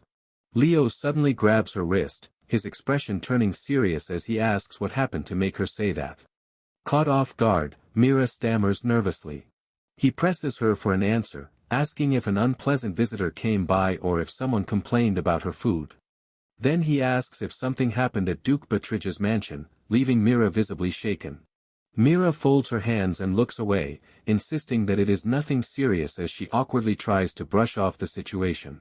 Leo gestures toward a chair and asks Mira to sit down and tell him everything, assuring her that he wants to help. His concern leaves her visibly touched. Mira places a hand over her chest and explains that strange things have been happening around her. First, she lost a precious memo she had carefully stored away, and later, her letters began arriving in different envelopes. Leo's expression turns serious as he asks if it felt like someone was investigating her. Mira lowers her head and quietly nods. Leo suspects someone at his uncle's mansion could be responsible, but Mira quickly defends them, insisting that everyone there is genuinely kind. Sane, however, firmly points out that they cannot ignore what is happening. Sane places a hand over his chest and apologizes for overhearing their conversation, explaining that he never meant to eavesdrop. Izaru thoughtfully asks Mira to tell them everything in greater detail. Izaru summarizes the situation. Ever since the Duke's tea party, someone seems to have rummaged through Myra's belongings and intercepted her private letters. She solemnly confirms his suspicion. Leo explains that the tea party has drawn a lot of attention, while Sane adds that many people are eager to get the recipe after the queen consort loved the pie. Mira clutches her hands anxiously as Leo and Sane discuss the matter, then hesitantly asks if someone is really watching her. Leo gently takes Myra's hands and reassures her that everything will be fine, promising that they are here to help. Touched by his words, Mira softly calls his name as he suggests investigating Duke Batrija's mansion first, since she has only a few acquaintances in the capital. Mira points out that everyone at the Duke's mansion has been kind to her, leaving Leo deep in thought. Leo suggests sending Mira a letter bearing his personal seal, and Sane immediately praises the idea. Sane explains that if the culprit tampers with or swaps an official letter from the royal family, they will have grounds to confront them directly. Izaru eagerly adds that they should send plenty of fake letters to lure the culprit out. They decide to include information only the real recipient would know and mix in flashy envelopes so the culprit might accidentally open the prince's letter. Izaru writes down the plan as the others confirm the details, then they turn to Mira, who listens nervously. Leo urges her to stay strong a little longer, and Mira listens with a quiet, thoughtful expression. Leo takes Myra's hands and firmly promises that they will put all her worries to rest. Mira warmly thanks him, but Sane playfully scolds His Highness for not knowing how to hold a lady's hand. A flustered Leo immediately shouts back in embarrassment. Several days into their plan, Mira returns to Duke Batrija's mansion, where a cheerful maid welcomes her back and hands her another letter. As Mira takes the envelope, the maid remarks that she has been receiving an unusually large number of letters lately. Mira awkwardly agrees. Mira notices that today's envelope has been switched too, just as Fina cheerfully asks if another tea party will be held at the Duke's mansion and whether Mira will handle dessert again. Remembering Leo's warning about anyone asking about a tea party, Mira becomes cautious and says she is not sure about the details. Fina playfully pats her shoulder and asks Mira to tell her whenever she tests a new recipe. Her heart races as anxiety begins to set in. Mira stares at the switched envelope in horror, wondering how Fina could know about the fake tea party mentioned only in the bait letters. A voice apologizes for not repairing the sideboard sooner after Fina asked about it some time ago. Fina laughs cheerfully and says it is fine since they are cleaning the entire mansion today anyway. Surma finishes repairing the tall wooden cabinet and declares the job done. Fina thanks him for fixing it, and Surma smiles, saying it was no trouble. Fina beams with a blush as she praises his skills and says he has been a huge help. Fina sets out the teacups and offers to make Surma some tea since he must be tired. He gratefully accepts. Surma checks the wall for signs of damaged furniture before noticing a loose drawer and giving it a rattle. The drawer clearly does not fit properly, so Surma pulls on it. Fina suddenly panics and yells at him not to touch it. Fina screams his name as the drawer comes all the way out, sending letters flying everywhere. Surma crouches down to collect them and apologizes for pulling too hard. Surma gathers the letters and casually remarks that he never knew Fina exchanged so much mail, then flips an envelope over and notices it is addressed to Mira. He checks the envelopes one by one until shock and anger take over, realizing every letter is addressed to Mira. Fina can only stand there silently with her hands clasped. Surma holds up an envelope and angrily demands to know if Fina stole Myra's mail. She strikes her chest and insists that she did not steal them. Surma clenches his fist as Fina grips her apron and admits that she only read Myra's letters. Tears fill Fina's eyes as she argues that she has watched Surma work tirelessly, from carrying heavy crates and peeling potatoes to scrubbing floors. She cannot understand why only that newcomer gets all the recognition. Fina picks up her teacup and insists that Myra's recipes are only unusual, claiming they would be much better if Surma made them. Mira, meanwhile, realizes those recipes are simply dishes from her homeland. Fina lowers her gaze and realizes with growing unease that Myra's recipes were never written down anywhere. She explains that she was certain there had to be a clue somewhere, so she searched Myra's room and read through her mail. Fina insists that she resealed every letter and returned them afterward. Fina collapses to the floor in tears, crying that all she wanted was for Surma to receive the praise he deserved. He stares down at her in stunned disbelief. Fina covers her face and sobs, admitting that no matter how hard she searched, she could not find any recipes. She says the only things she found were a strange memo and a notice for a tea party. Surma looks confused and asks what kind of memo she means. Surma picks up a folded paper from among the scattered envelopes and asks if this is it. Fina, still sobbing on the floor, confirms that she found it in Myra's room. Fina explains that she could not read it and assumed it was written in a foreign language. Surma unfolds the paper and suddenly jolts in surprise. Surma stares at the paper with trembling hands as he reads about Otome game love interest data. Fina admits she planned to copy the contents before returning it. Memories of a smartphone screen and game notes flash through Surma's mind as he realizes in horror that the writing is Japanese. Surma wonders why Mira would have something written in Japanese, then freezes when he realizes he somehow knows what Japanese is. Surma suddenly looks up and asks what Fina meant by a tea party. She watches him from the floor, confused by his reaction. He leans toward her and urgently demands to know what this tea party is about, making Fina flinch in surprise. Fina looks up through her tears and asks if the mansion is having another tea party, adding that Mira mentioned it too. Surma insists he has heard nothing about it, so Fina points to a sealed letter and explains that the details are inside. Surma stares at the envelope in horror when he recognizes the royal coat of arms on the seal. Fina had opened it without realizing what it was, and reading such a letter is a serious crime. Surma closes his eyes as he realizes Mira may have been acting anxious because she already knew Fina had been going through her mail. Surma grips the letter tightly, breaking into a nervous sweat as he becomes certain Duke Isekai'd already knows what is happening. He suddenly grabs Fina by the shoulders and urgently tells her to listen carefully, no matter what anyone asks. Surma orders her to tell everyone that he made her search Myra's belongings because he wanted to steal her recipes.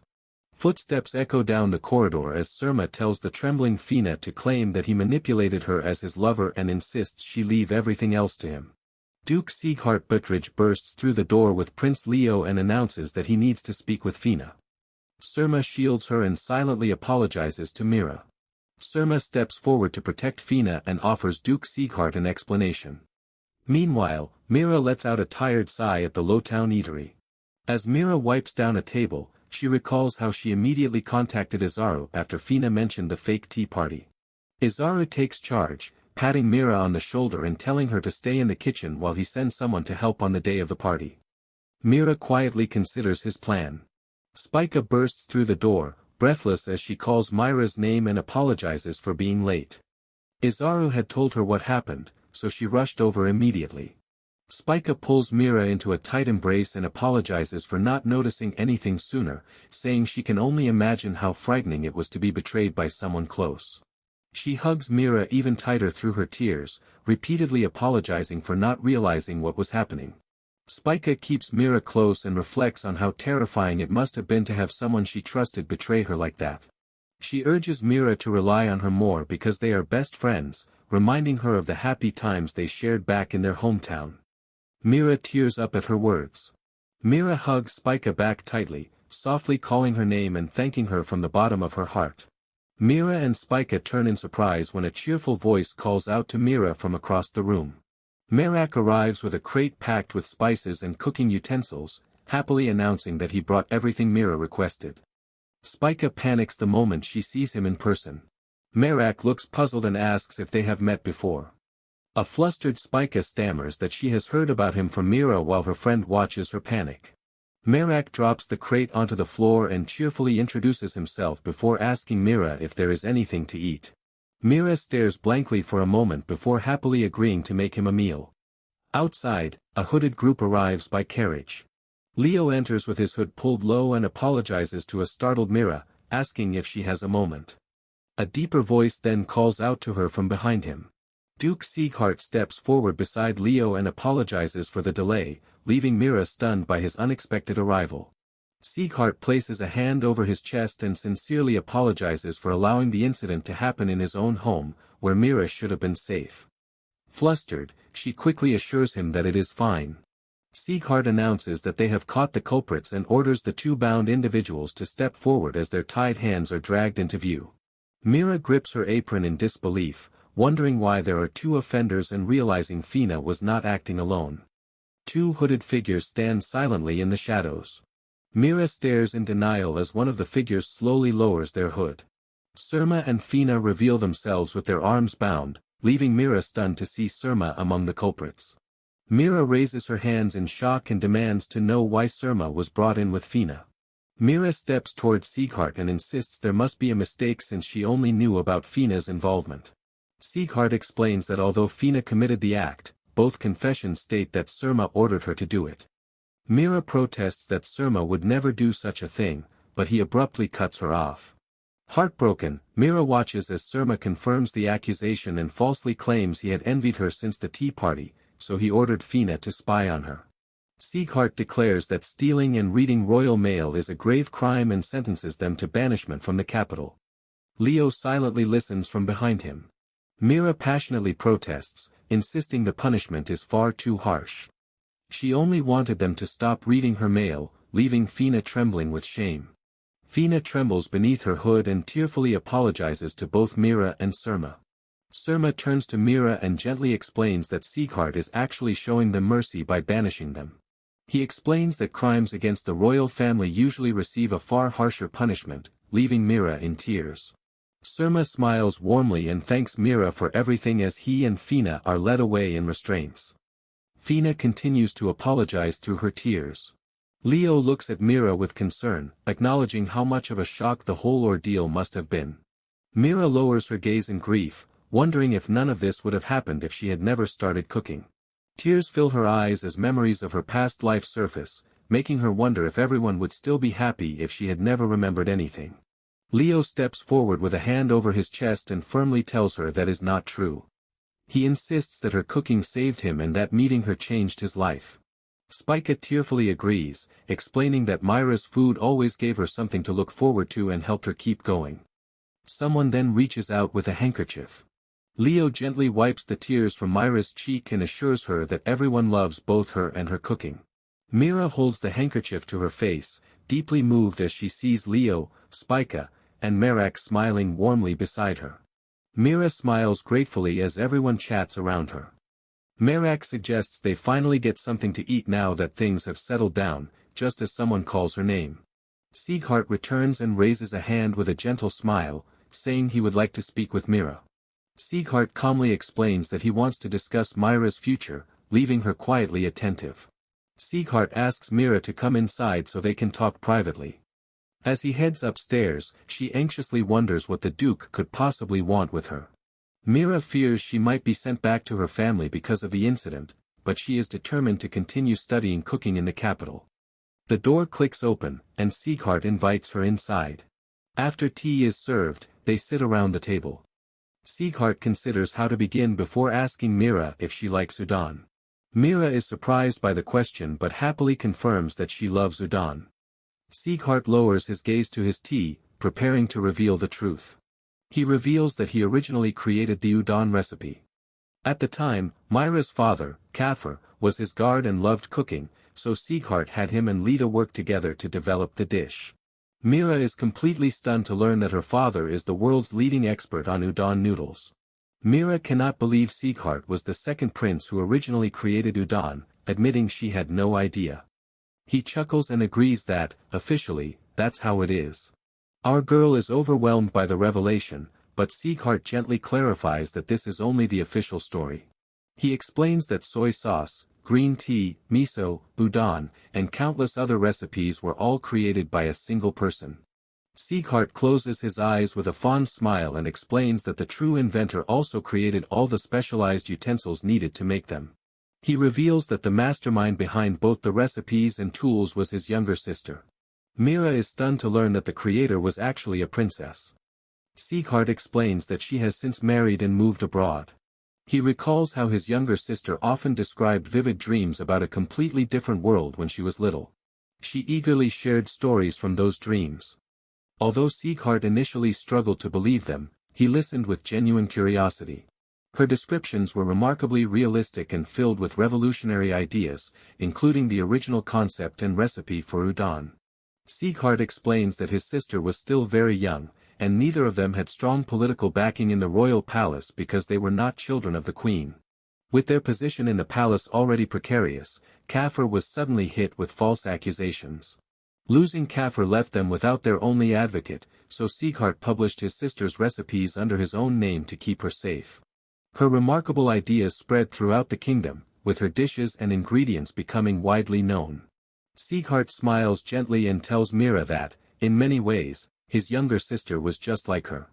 Mira grips her apron and nervously wonders if Isekai'd has realized that she and the princess share the same reincarnated experience. Isekai'd chuckles and calmly tells Mira that he understands, realizing she must have experienced the same thing.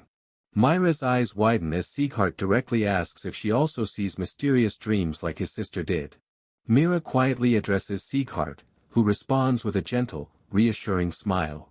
He explains that people had been targeting Mira's recipes for some time, so he took precautions to protect them. Isekai'd admits he never expected the trouble to come from within his own household, acknowledging that Mira may think he was too harsh with the two servants. He stresses that Mira's recipes are extraordinarily valuable. Isekai'd explains that his sister's udon, soy sauce, green tea, and miso transform daily life across the country, and Mira's creations could have a similar impact. He warns that Mira's unique pastries and dishes will inevitably attract the attention of powerful figures from other nations. Mira hesitantly asks if her recipes are really that important. Isekai'd firmly tells her to recognize her own worth. He warns that powerful people will try to exploit her, then offers to let her use others as a cover until she is ready to reveal herself as the true creator. They can publicly credit Dominic for creating her sweets and Izaru for inventing the dishes on her eatery's menu.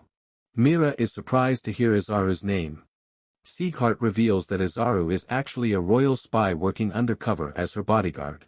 Mira finally understands why Izaru was always nearby, realizing that everything now makes sense. Isekai'd admits she may need time to process everything and advises her to think it over. He encourages Mira to keep cooking as she always has. With a smile, our girl heads downstairs and greets Leo, Merak, and Spica waiting by the stairs. Merak insists he cannot leave without eating Mira's cooking, so she giggles and heads for the kitchen as Leo calls after her.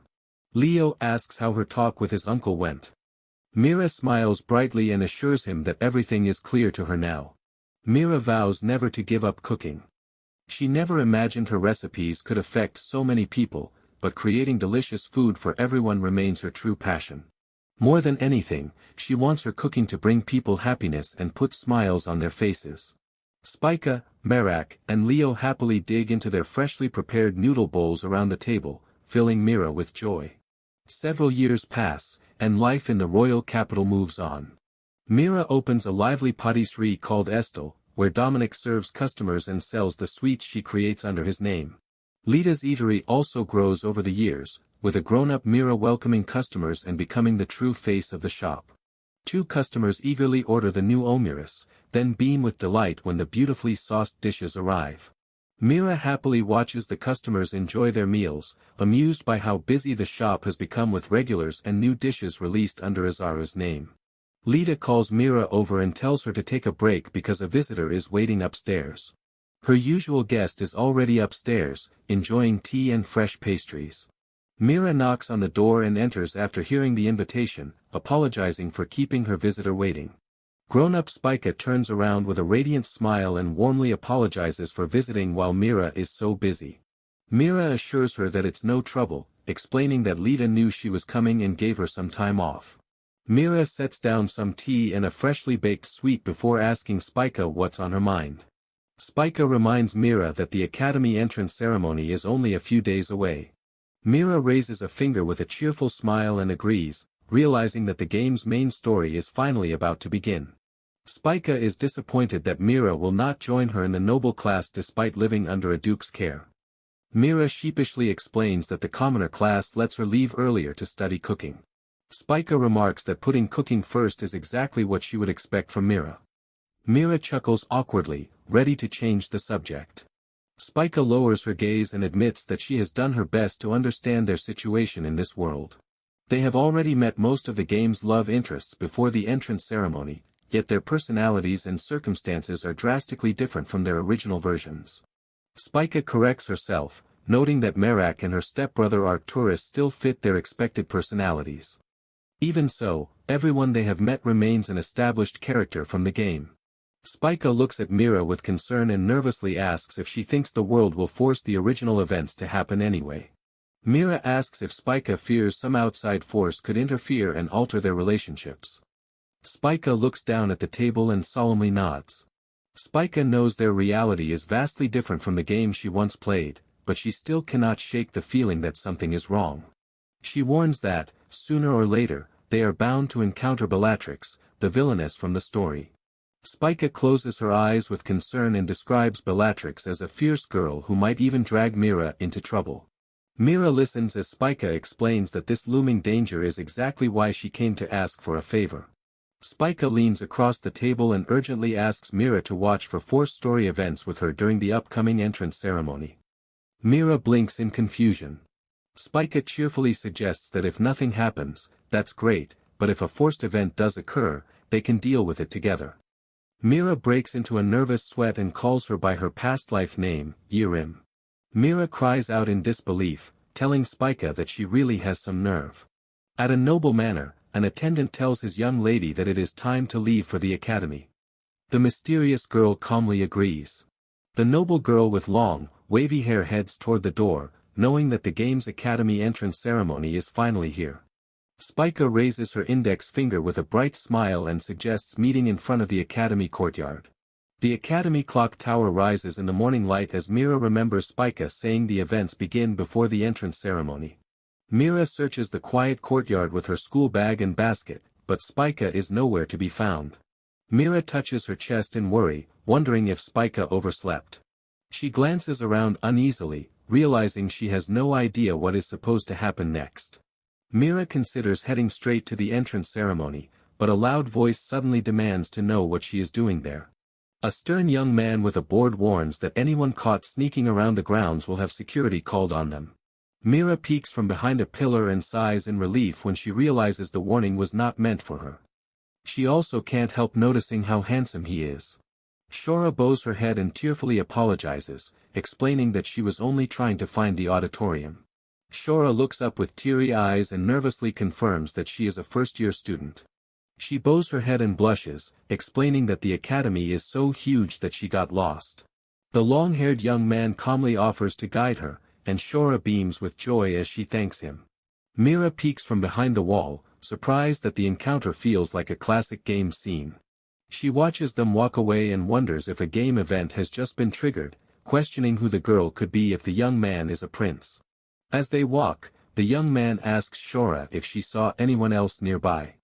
She says she was alone, leaving him to quietly ponder her answer while Mira continues wondering who she is. Shora presses her hands to her glowing cheeks and happily declares that she is glad to have met such a wonderful person. Shora follows him down the path and admits she was worried because she knows nobody at the academy. He quietly reassures her as Mira watches from behind a pillar. Mira wonders what to do and decides to inform Spica first, but a voice suddenly calls out Will's name from behind the bushes. Bella reacts in surprise, realizing that the encounter with the prince actually happened. From behind the garden trees, Will watches the scene thoughtfully and says he expected the girl to be Count Kurt's daughter, Lady Spica. Mira freezes when she hears Spica's name and takes a nervous step back as footsteps approach from around the corner. Will quickly shields Bella with his arm and demands to know who is hiding there, startling her. Mira steps into view and nervously apologizes, explaining that she never meant to overhear them. She freezes under their suspicious stares as Will and Bella examine her warily. Bella and Mira point at each other in shock, recognizing one another from the Lowtown eatery and blurting out each other's names. Will leans down and quietly tells Bella she should not have revealed her identity, but she quickly tells him to be quiet. Mira nervously reflects that Bella must come from a respectable family since she visits the shop regularly and always behaves politely. Bella introduces her butler, Will, and reveals that she is the daughter of Marquis Rotner, leaving Mira stunned. Bella asks if Mira is enrolling at the academy. Mira confirms it and realizes the ceremony is about to begin. Mira worries about finding the auditorium in time, so Bella offers to show her the way.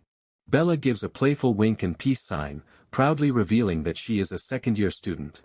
Will tells them to take care as they leave, while Bella urges Mira to hurry down the hallway with her. As they walk, Bella asks if Mira was waiting for a friend. Mira confirms that she was, but could not find her. Bella figures that Mira's friend may have gotten lost because the academy grounds are so large.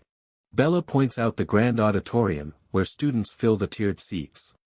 Mira stares inside in awe.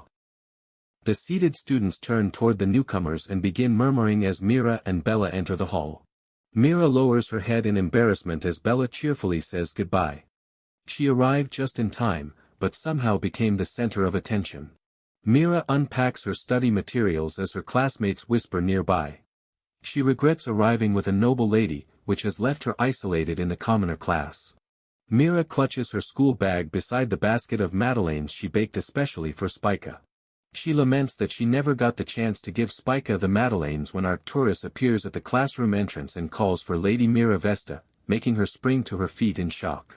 Arcturus smiles gently and apologizes before asking Mira to come with him. Mira turns in surprise and recognizes Spica's older brother, Arcturus. Arcturus firmly knocks on the student council room door. The door opens, and Arcturus steps inside with Mira, announcing that he has brought Lady Mira with him. Alan looks up from his stack of papers and calmly acknowledges their arrival. Mira stares in shock as Arcturus addresses her, recognizing him as the handsome man she saw in the courtyard earlier. Arcturus quietly reveals that he is the student council president and the kingdom's first prince, confirming Mira's suspicion. Mira grows anxious, wondering why a prince would want to speak with her. Alan mentions the entrance ceremony, making Mira panic as she wonders if he somehow discovered that she was eavesdropping earlier.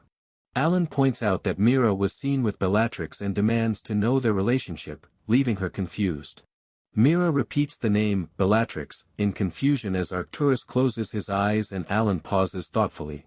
Arcturus asks if Mira arrived at the auditorium with a red-haired girl, and she suddenly understands what he means. Mira explains that Lady Bella guided her to the auditorium because she did not know the way. When Alan asks if anyone else was with them, Mira recalls that Bella's butler, Will, accompanied them. Alan's eyes widen in response. Alan clasps his hands with a grim expression and quietly acknowledges Mira's answer. Alan says that will be all, prompting Arcturus to apologize to Mira and offer to escort her back to class. Mira asks if Arcturus knows where Spica is, since she never saw her that morning. He explains that Spica stayed up all night and overslept, making Mira sigh at how she never changes. Arcturus explains that Spica rushed over and still made it in time for the ceremony. Mira sighs in relief, but a hand suddenly slams against the doorway as someone shouts her name. A swift pull yanks Mira back as Leo grabs her arm and anxiously asks if she is okay. Mira's heart races as she looks up at the panting Leo in surprise, wondering why he is here. Leo catches his breath and explains that he rushed over after seeing Mira being taken to the student council room. Leo glares at his elder brother, his voice rising in anger. He demands to know why Alan summoned a first-year student to the student council room right after the ceremony and risked sparking rumors. Alan sighs and tells Leo to stop glaring at him. Alan explains that he only asked Mira a few questions, so she quickly reassures Leo that they were only there for a moment. Mira smiles warmly and asks Leo if he ran all the way there after seeing how out of breath he is. Leo gently reaches over and tucks a loose strand of hair behind Mira's ear as Alan watches.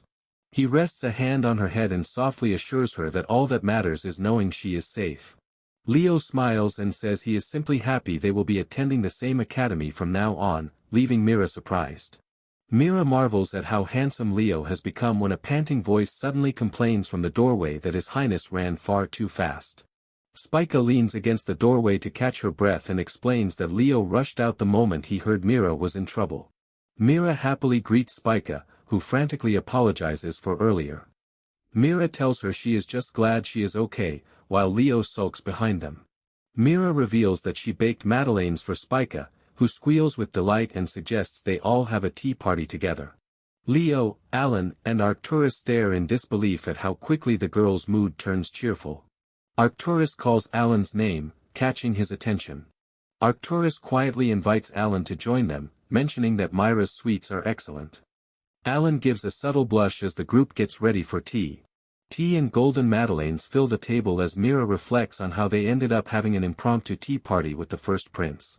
Everyone enjoys the madeleines in the student council room while Mira chats with Leo and Spica talks with Arcturus. She realizes the day has gone completely differently from the events Spica described in the game. Night falls over the dormitory as Shora rummages through her darkened room and realizes that everything is finally unfolding. Shora unfolds a handwritten memo with an ambitious smile, pleased that everything has gone exactly as written and convinced it will guarantee her success. Arcturus holds up a key with a gentle smile and explains that he prepared a room inside the academy where Mira and Spica can meet whenever they want. He leads Leo, Mira, and Spica to a private tea room furnished with an elegant table and chairs.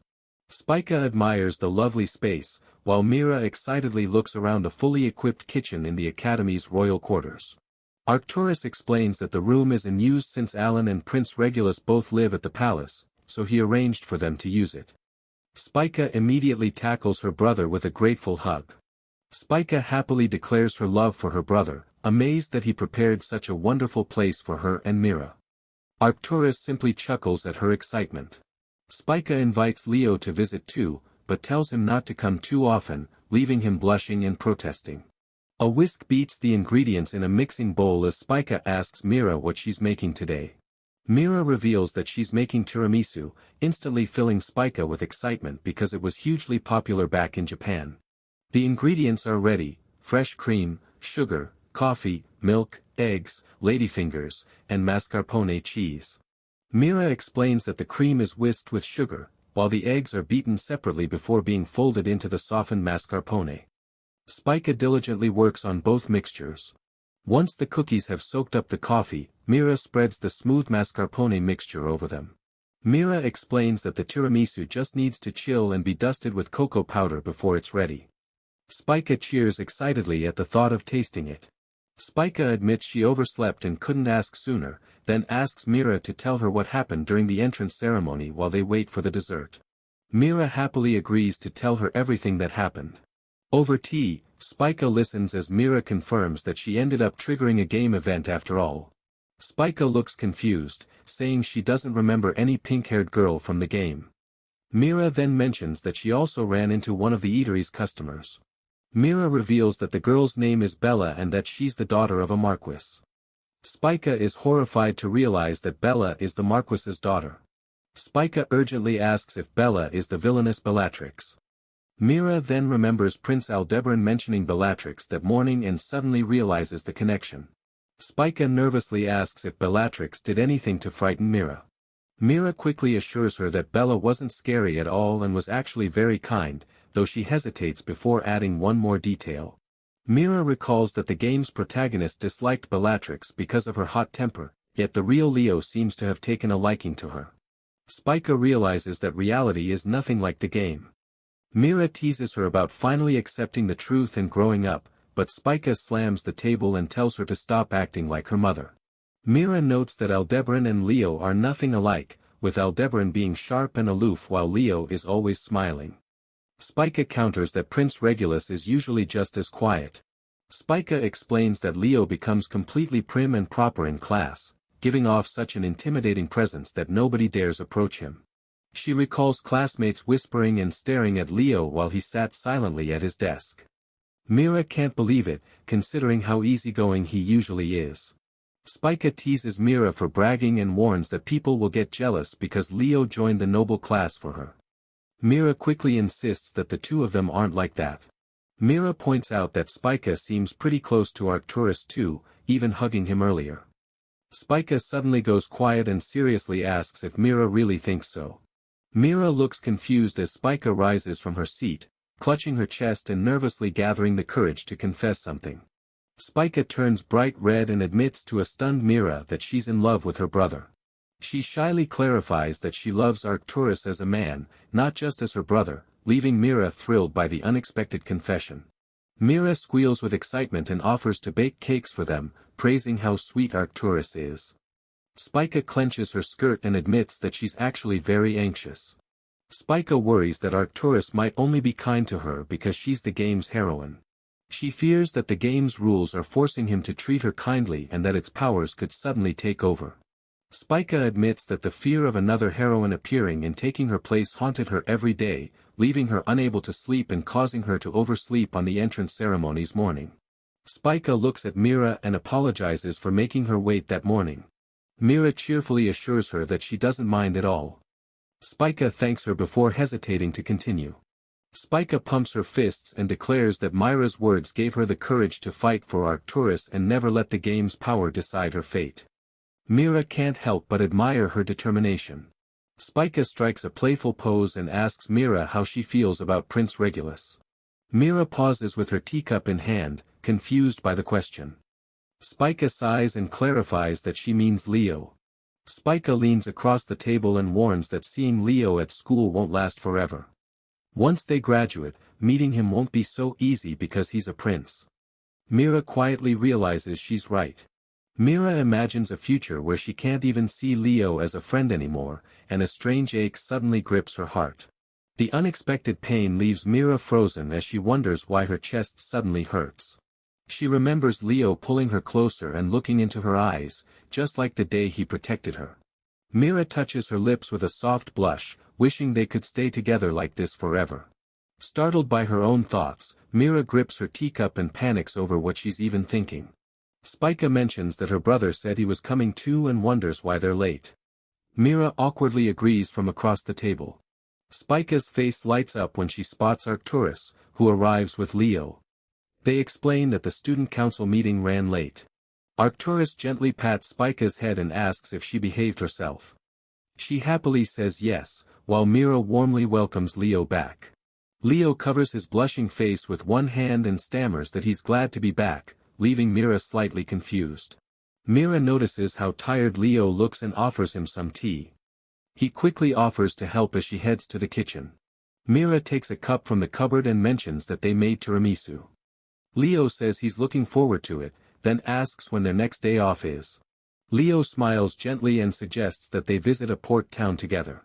Mira turns around in surprise and asks if he means the port town. Leo simply confirms it. Leo reminds her that she once said she wanted to see the sea. The town lies on Buttridge land, but the newly improved roads have made the journey much easier. Mira blushes as she realizes Leo still remembers that she once wanted to see the sea, even though she mentioned it long ago. Mira excitedly says she'd love to go, and Leo smiles in response. Leo casually mentions that Annabelle will be happy to see Mira too, instantly leaving her frozen in shock. Mira wonders if Leo only invited her because he wanted to see Annabelle, making her question whether the invitation was just an afterthought. Leo says he'll share the details once everything is arranged, and Mira quietly agrees. Leo promises to tell Annabelle that Mira is coming so she'll have something to look forward to. Mira awkwardly thanks him. Mira looks down at the container and wonders if she even managed to smile properly in front of Leo. Everyone praises the delicious tiramisu and asks for more, but Mira feels that the dessert tastes strangely bitter that day.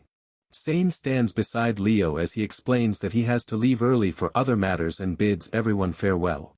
As they walk down the hall, Spica remarks that traveling all the way from the royal palace must be exhausting, even if it's for Leo's safety.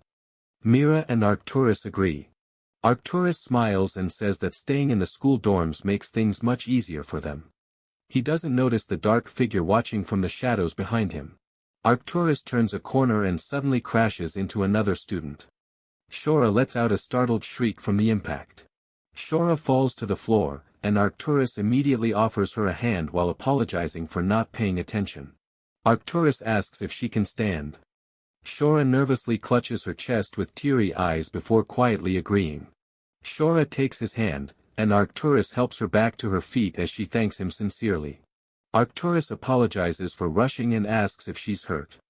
Shora gazes up at him with a flushed expression, while Spica watches with her arms crossed.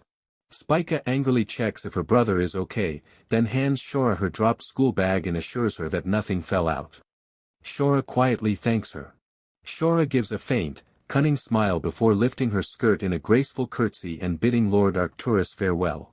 As Shora walks away, Arcturus wonders how she knew his name. Spica, meanwhile, fumes over the way she clung to her brother, while Mira wonders what's wrong with that girl. Mira taps Spica's arm and asks her to come with her, immediately catching her attention. Mira leads Spica farther down the hall and asks her to step aside for a moment. Spica tells Arcturus to wait, and he calmly agrees. Spica asks what happened as Mira turns to her with a hesitant expression. Mira reveals that Shora is the same girl who met with Prince Aldebaran earlier, leaving Spica utterly stunned. Spica's expression darkens as she realizes what this could mean. She remembers the original game scene and realizes this is the exact spot where the special event with Arcturus was supposed to happen. Spica grips her collar with trembling hands and fears that the worst may have already begun. Panic takes over as Spica asks Mira if their sudden encounter was caused by the game's forced mechanics. Mira tries to calm Spica, pointing out that they don't know for sure if Shora is actually the heroine. Spica nervously agrees. Mira places a hand on her chest and reasons that the encounter could simply be a coincidence. Neither of them can shake the uneasy feeling that something is wrong. Elsewhere, Shora lets out a sly laugh, clutching her chest with a dark, scheming smile. Shora skips down the path with her school bag, thrilled that everything went according to plan again. She decides to report what happened. Shora touches her cheek with a smug smile, thinking about how useful the note has been. Leo smiles and says Annabelle will be happy to see Mira too, while Mira awkwardly offers a smile. Mira still cannot understand why she felt so uneasy that day. The day of their planned trip finally arrives, and a horse-drawn carriage heads down the paved road. Leo calls Mira over and points out their destination as she smiles at the sight. The carriage reaches the coast, revealing the sparkling sea and grand buildings of Duke Batrija's port town. The bustling seaside market is packed with goods and fresh produce, including beans, fish, and tropical fruit. Myra's eyes sparkle as she marvels at the town and decides to forget her worries and enjoy the trip. Fresh fish, prawns, and other seafood fill the market crates, packed neatly over ice. Mira clasps her hands in excitement at the huge selection of fish, while Leo watches with an amused smile. Mira spots the imported spices and herbs, then gasps when another unexpected sight catches her eye. She peers into a large clay pot and freezes in shock when she realizes it's filled with red beans. Mira excitedly explains that simmering red beans with sugar makes sweet red bean paste, while Leo watches with amusement. Mira hugs her purchases close as Leo winks and says he's glad he brought her after seeing how happy she is. Leo offers to carry her things, but Mira blushes and holds the bag tightly against her chest. A friendly vendor offers Mira a freshly grilled squid skewer, instantly filling her with excitement. The two continue through the lively market as Mira admires the abundance of seafood, produce, and exotic ingredients. Mira remarks that the locals are so kind, giving her things before she can even buy them, and Leo agrees. Leo points out that they've bought a little too much to carry, and Mira glances at their overflowing bags. Leo asks a local shopkeeper to hold their bags, and the man happily agrees to have everything delivered to the ducal residence. Leo suggests taking a short break, and Mira happily agrees.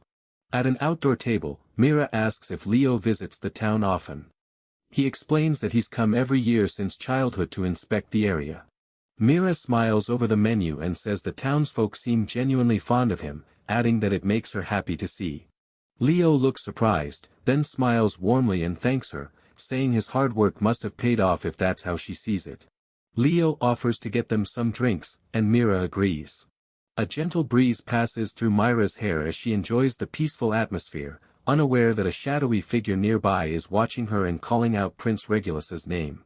Shora lifts her dress slightly and cheerfully comments on the coincidence, asking if he's also in town for work. Leo turns toward her with a puzzled look and asks if they've met before. Shora smiles brightly and introduces herself as Shora, the daughter of Baron Brower.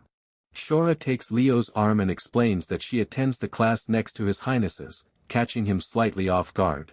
Mira watches from the table and covers her mouth in surprise as she recognizes the girl. Shora clasps her hands and sweetly asks to join Leo, bringing back Myra's memory of her previous encounter with Prince Alan. Leo calmly apologizes and explains that he's here on personal business, making it clear he can't accompany her. Shora freezes in shock as Leo walks away, saying someone important is waiting for him. Leo returns with the drinks and apologizes for the wait. Mira hesitantly asks if it was really okay to turn Shora down. Leo hands Mira her drink and asks what she means. She awkwardly explains that she thought Shora was his friend. Leo says they've never met before and brushes it off, suggesting they head to the Duke's mansion after their drinks. Mira quietly agrees. Shora remains behind, clenching her fist as frustration darkens her expression. The carriage reaches Duke Beatrice's estate, where a young lady waits on the front steps. Mira steps out, only for Annabelle to rush forward and pull her into a joyful embrace. Annabelle happily welcomes Mira to their territory after a year of studying abroad. Mira thanks her warmly for the invitation. Leo reminds them that he's there too, earning an annoyed look from Annabelle as Mira watches in surprise. Annabelle leans toward Leo and sternly asks if he properly escorted Mira.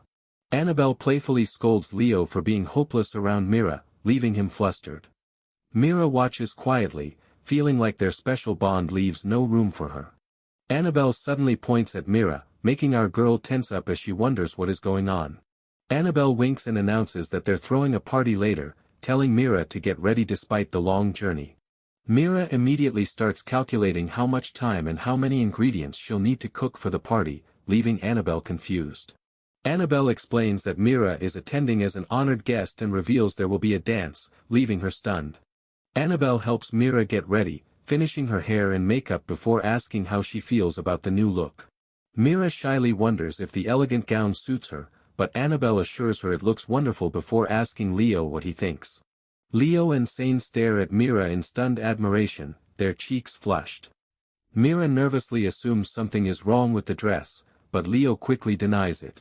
Leo gently tells Mira that she looks beautiful, leaving her quietly surprised. Mira beams with gratitude and thanks him, adding that he looks handsome too. Leo offers Mira his arm and asks if she's ready to go, catching her off guard when she realizes he's escorting her. Mira hesitates and glances at Sane and Annabelle, wondering if Leo should be escorting Annabelle instead. Annabelle winks and urges Mira to accept Leo's offer, revealing that he even sacrificed sleep to finish his work so he could spend the day with her. Annabelle links arms with Sane and cheerfully declares that he'll escort her instead.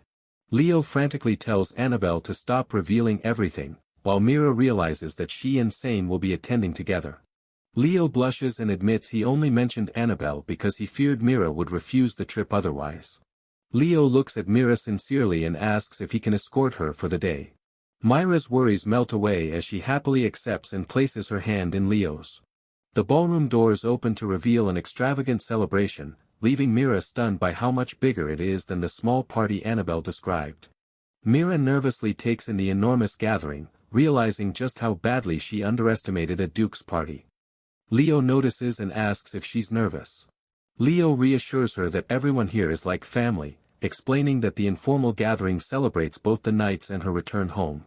As the crowd cheers, Leo smiles at Mira and asks her to dance, gently taking her hand. Annabelle dances with Sane and watches the pair with a cheerful smile, remarking that they make a great match.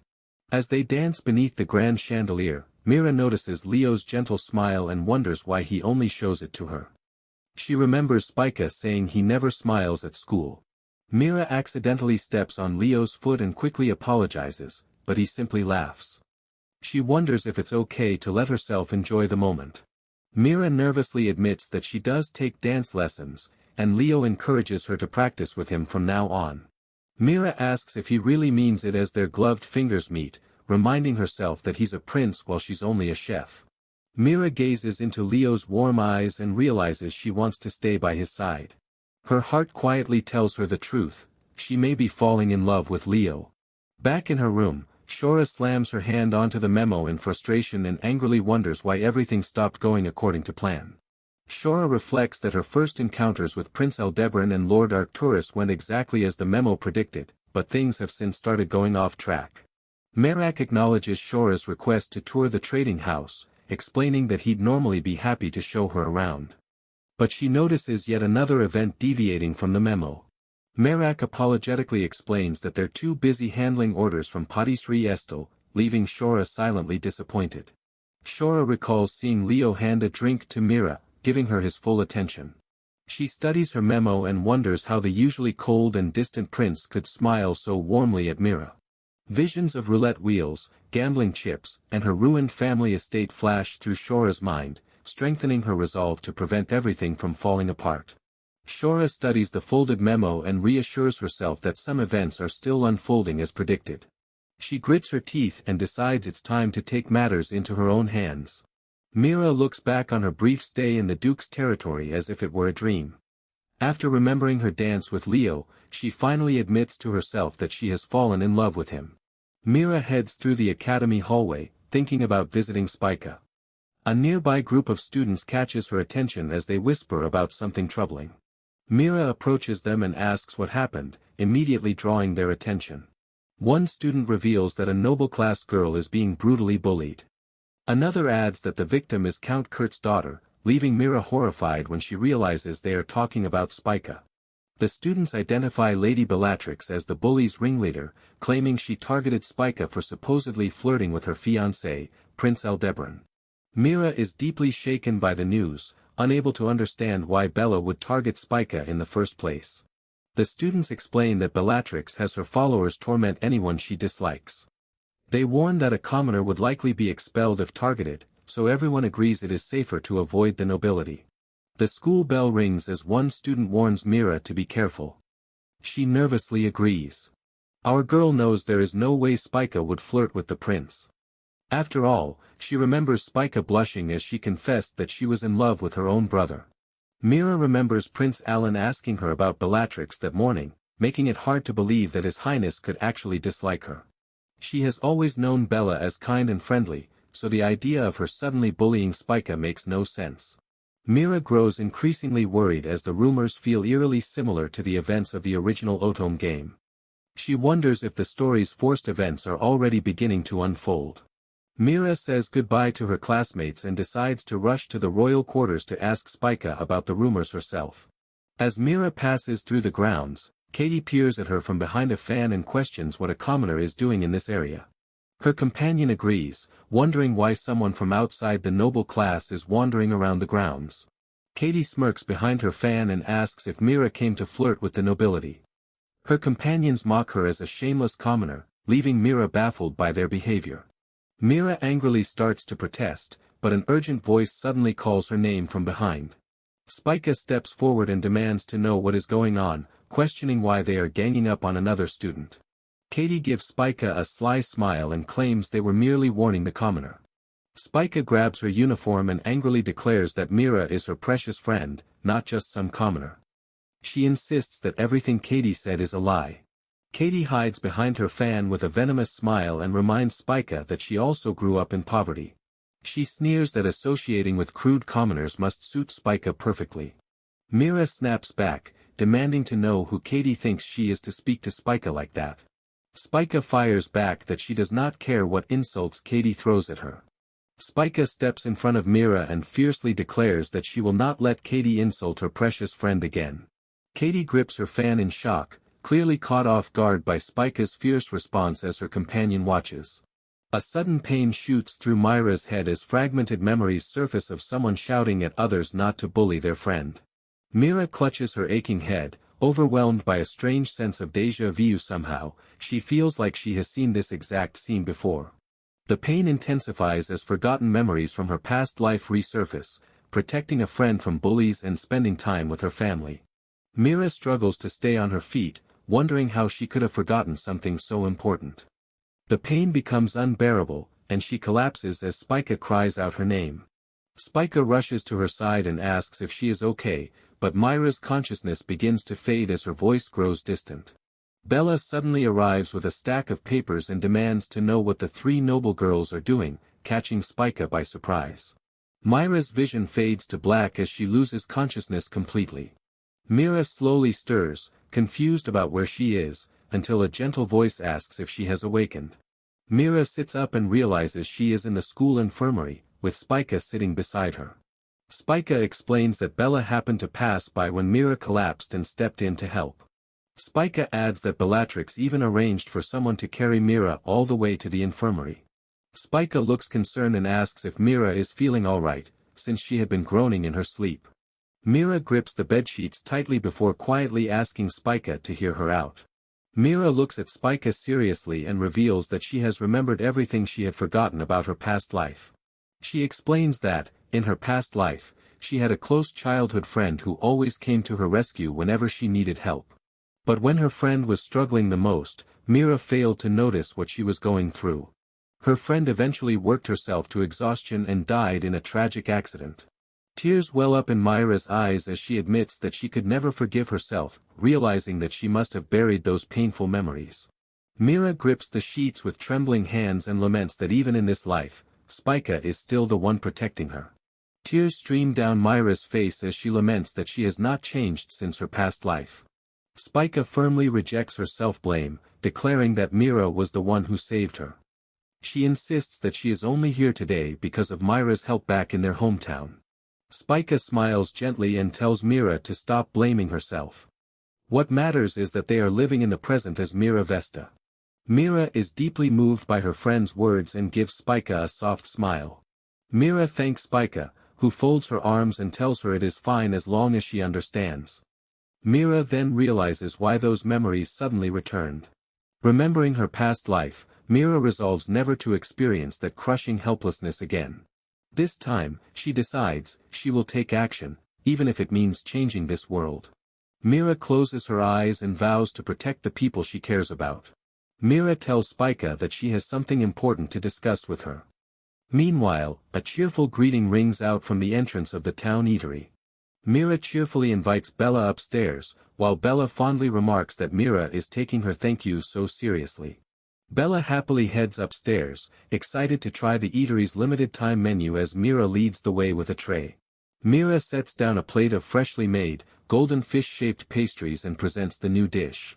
Bella looks surprised and asks what they are. Mira explains that they are taiyaki filled with sweet red bean paste.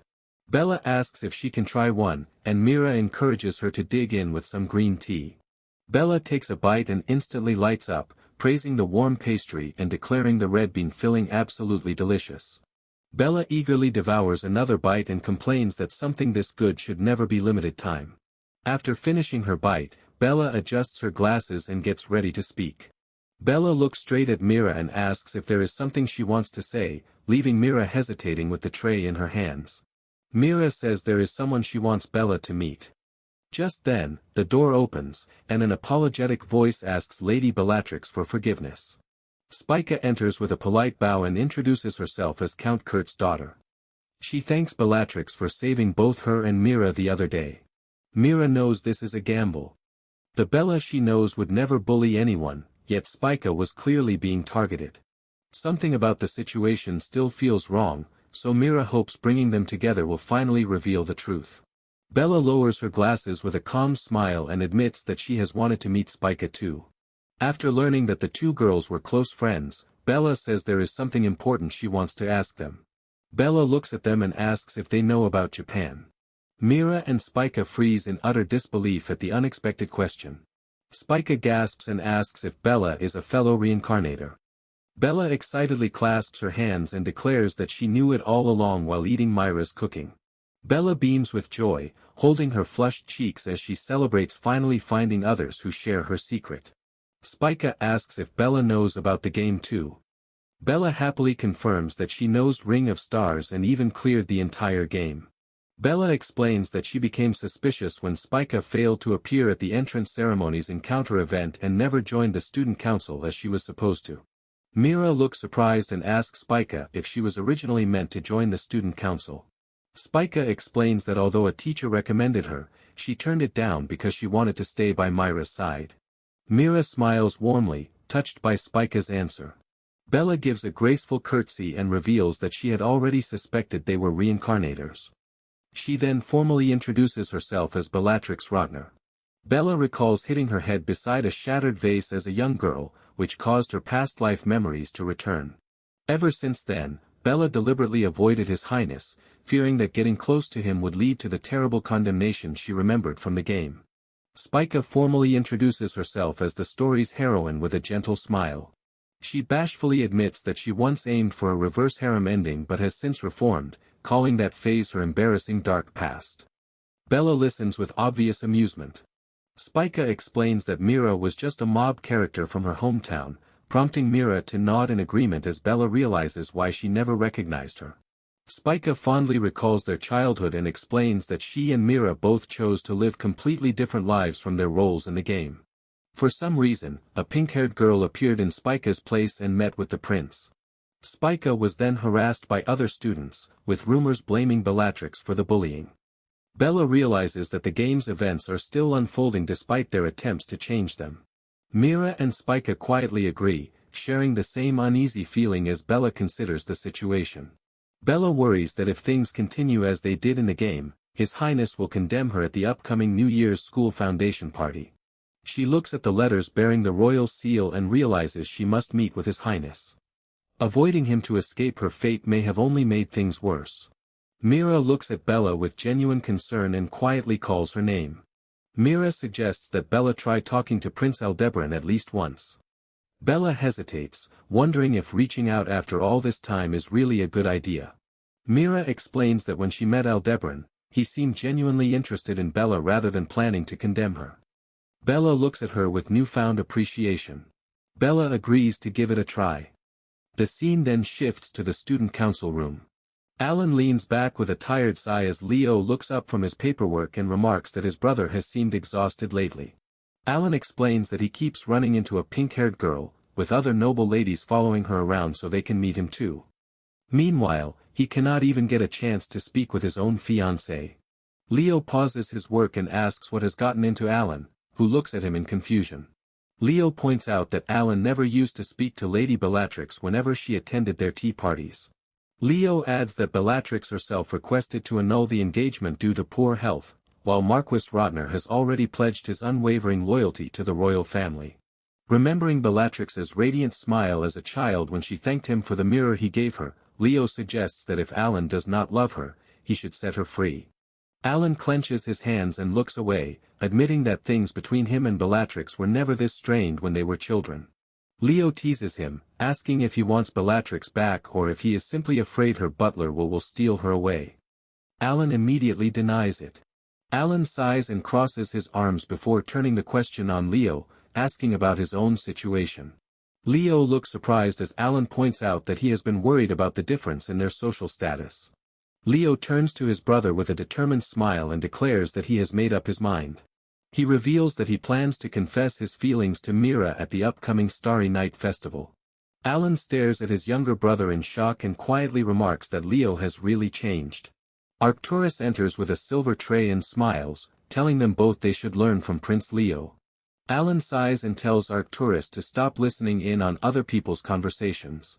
Arcturus ignores the reprimand and presents an elegant envelope, saying something unusual was delivered for His Highness. Alan asks what it is. Arcturus reveals that the letter is from Lady Bellatrix herself. The Starry Night Festival arrives as the kingdom welcomes the new year. The streets bustle with crowds enjoying the festive celebrations. Mira serves happy customers at Patisserie Estel, which continues to thrive under the Duke's name. Mira realizes that Bella and Prince Aldebaran are about to go on their very first date. The two step into the festival wearing glasses and disguises to hide their noble identities. Bella panics as she realizes what she has gotten herself into after taking Myra's advice. She remembers gathering the courage to invite His Highness to the Starry Night Festival by letter. When Aldebaran arrives and offers his arm, Bella's heart races at his striking appearance. Bella hides behind her menu as nearby noble ladies squeal over His Highness, leaving her at a loss for words after so long without speaking to him. Blushing, Aldebaran fidgets with his fingers and asks Bella if she comes here often, admitting that it is his first time. Bella smiles and says she enjoys eating on the go, quietly wondering if he is nervous too. As she checks the menu, Bella remembers that His Highness likes apples and suggests the tart tatin. Aldebaran stares at her in surprise, asking if she really remembered his favorite. Their conversation brings back memories of childhood afternoons spent sharing tea and baked apples in the garden gazebo. Bella assures him that she could never forget, while Mira peeks through the doorway to check on their date. A loud voice suddenly demands to see the owner, making Mira clutch her tray in surprise. The furious man corners the staff and orders them to call the owner immediately. He boasts that he works for Marquis Rotner's family and should never have to wait in line, while Bella listens with concern. The man claims Lady Bellatrix ordered her food to be prepared immediately, leaving Dominic and Mira confused since she is already sitting inside the shop. Aldebaran steps forward, grabs the man's wrist, and sternly demands to know who he is. The man struggles against his grip, shouting that he serves the Rotner family and demanding to know how anyone dares touch him. Bella peeks out from behind Aldebaran and says she has never seen the man before. The startled man turns on her and demands to know who she is. Bella calmly lifts her skirt and points out that he claimed to be buying sweets specifically for her. She removes her glasses with a bright smile and cheerfully says she prefers buying delicious treats herself. The man freezes when he realizes the woman before him is the real Bellatrix Rotner. Guards bind the man and lead him away on Aldebaran's orders, while the imposter panics over the real Lady Bellatrix being there. Shora watches the knights drag the bound imposter away as he curses that things were never supposed to turn out this way. Mira hurries over to Bella and Aldebaran, wondering what was wrong with the man. Bella apologizes for causing a scene and disturbing the other customers, while Mira cheerfully thanks them for stepping in. An idea suddenly occurs to Bella, and she asks Mira to hear her out. Mira gladly agrees. Bella turns to the crowd and sincerely apologizes for the disturbance. With a confident smile, she invites everyone to take home Estel's new sweets as an apology. The crowd erupts in excitement when they learn that Lady Rotner has already covered the cost.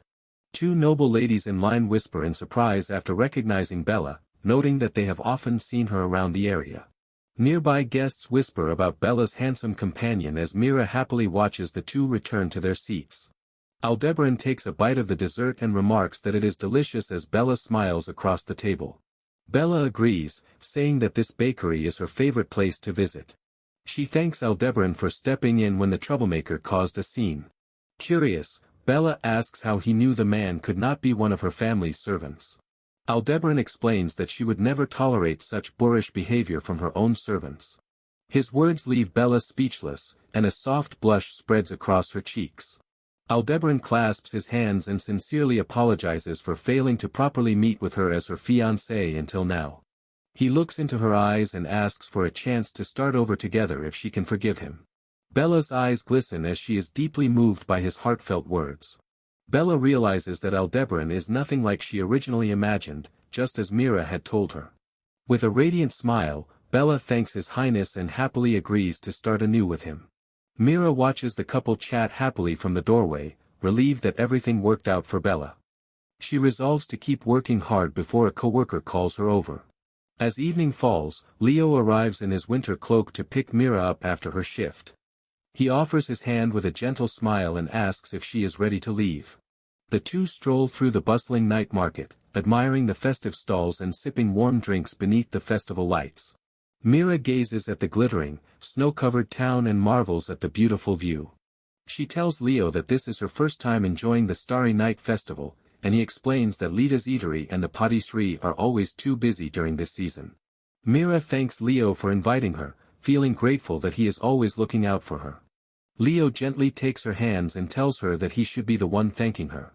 Leo looks warmly at Mira and admits that he really wanted to come here with her, leaving her blushing as he softly calls her name. Recalling his talks with Duke Sieghart, Leo explains that whether he becomes a commoner or inherits the Buttridge territory from his uncle, he will still remain an aristocrat. He admits that he is afraid to ask, knowing how heavy that burden might be for her. Mira pulls her chin into her scarf as she realizes how serious Leo has become. Leo firmly holds both her hands and says that he still wants to ask, leaving Myra's heart racing as she gazes at him. Beneath the snowy festival lights, Leo looks into Myra's tear-filled eyes and confesses that he has always loved her. He asks Mira to keep walking beside him from now on, and she happily agrees with a bright smile. Mira embraces Leo and promises to work hard as a chef so she can remain by his side, while he happily declares that he will eat everything she cooks. Mira holds him close with tears of happiness and declares that no one else can take that privilege from him before confessing her love.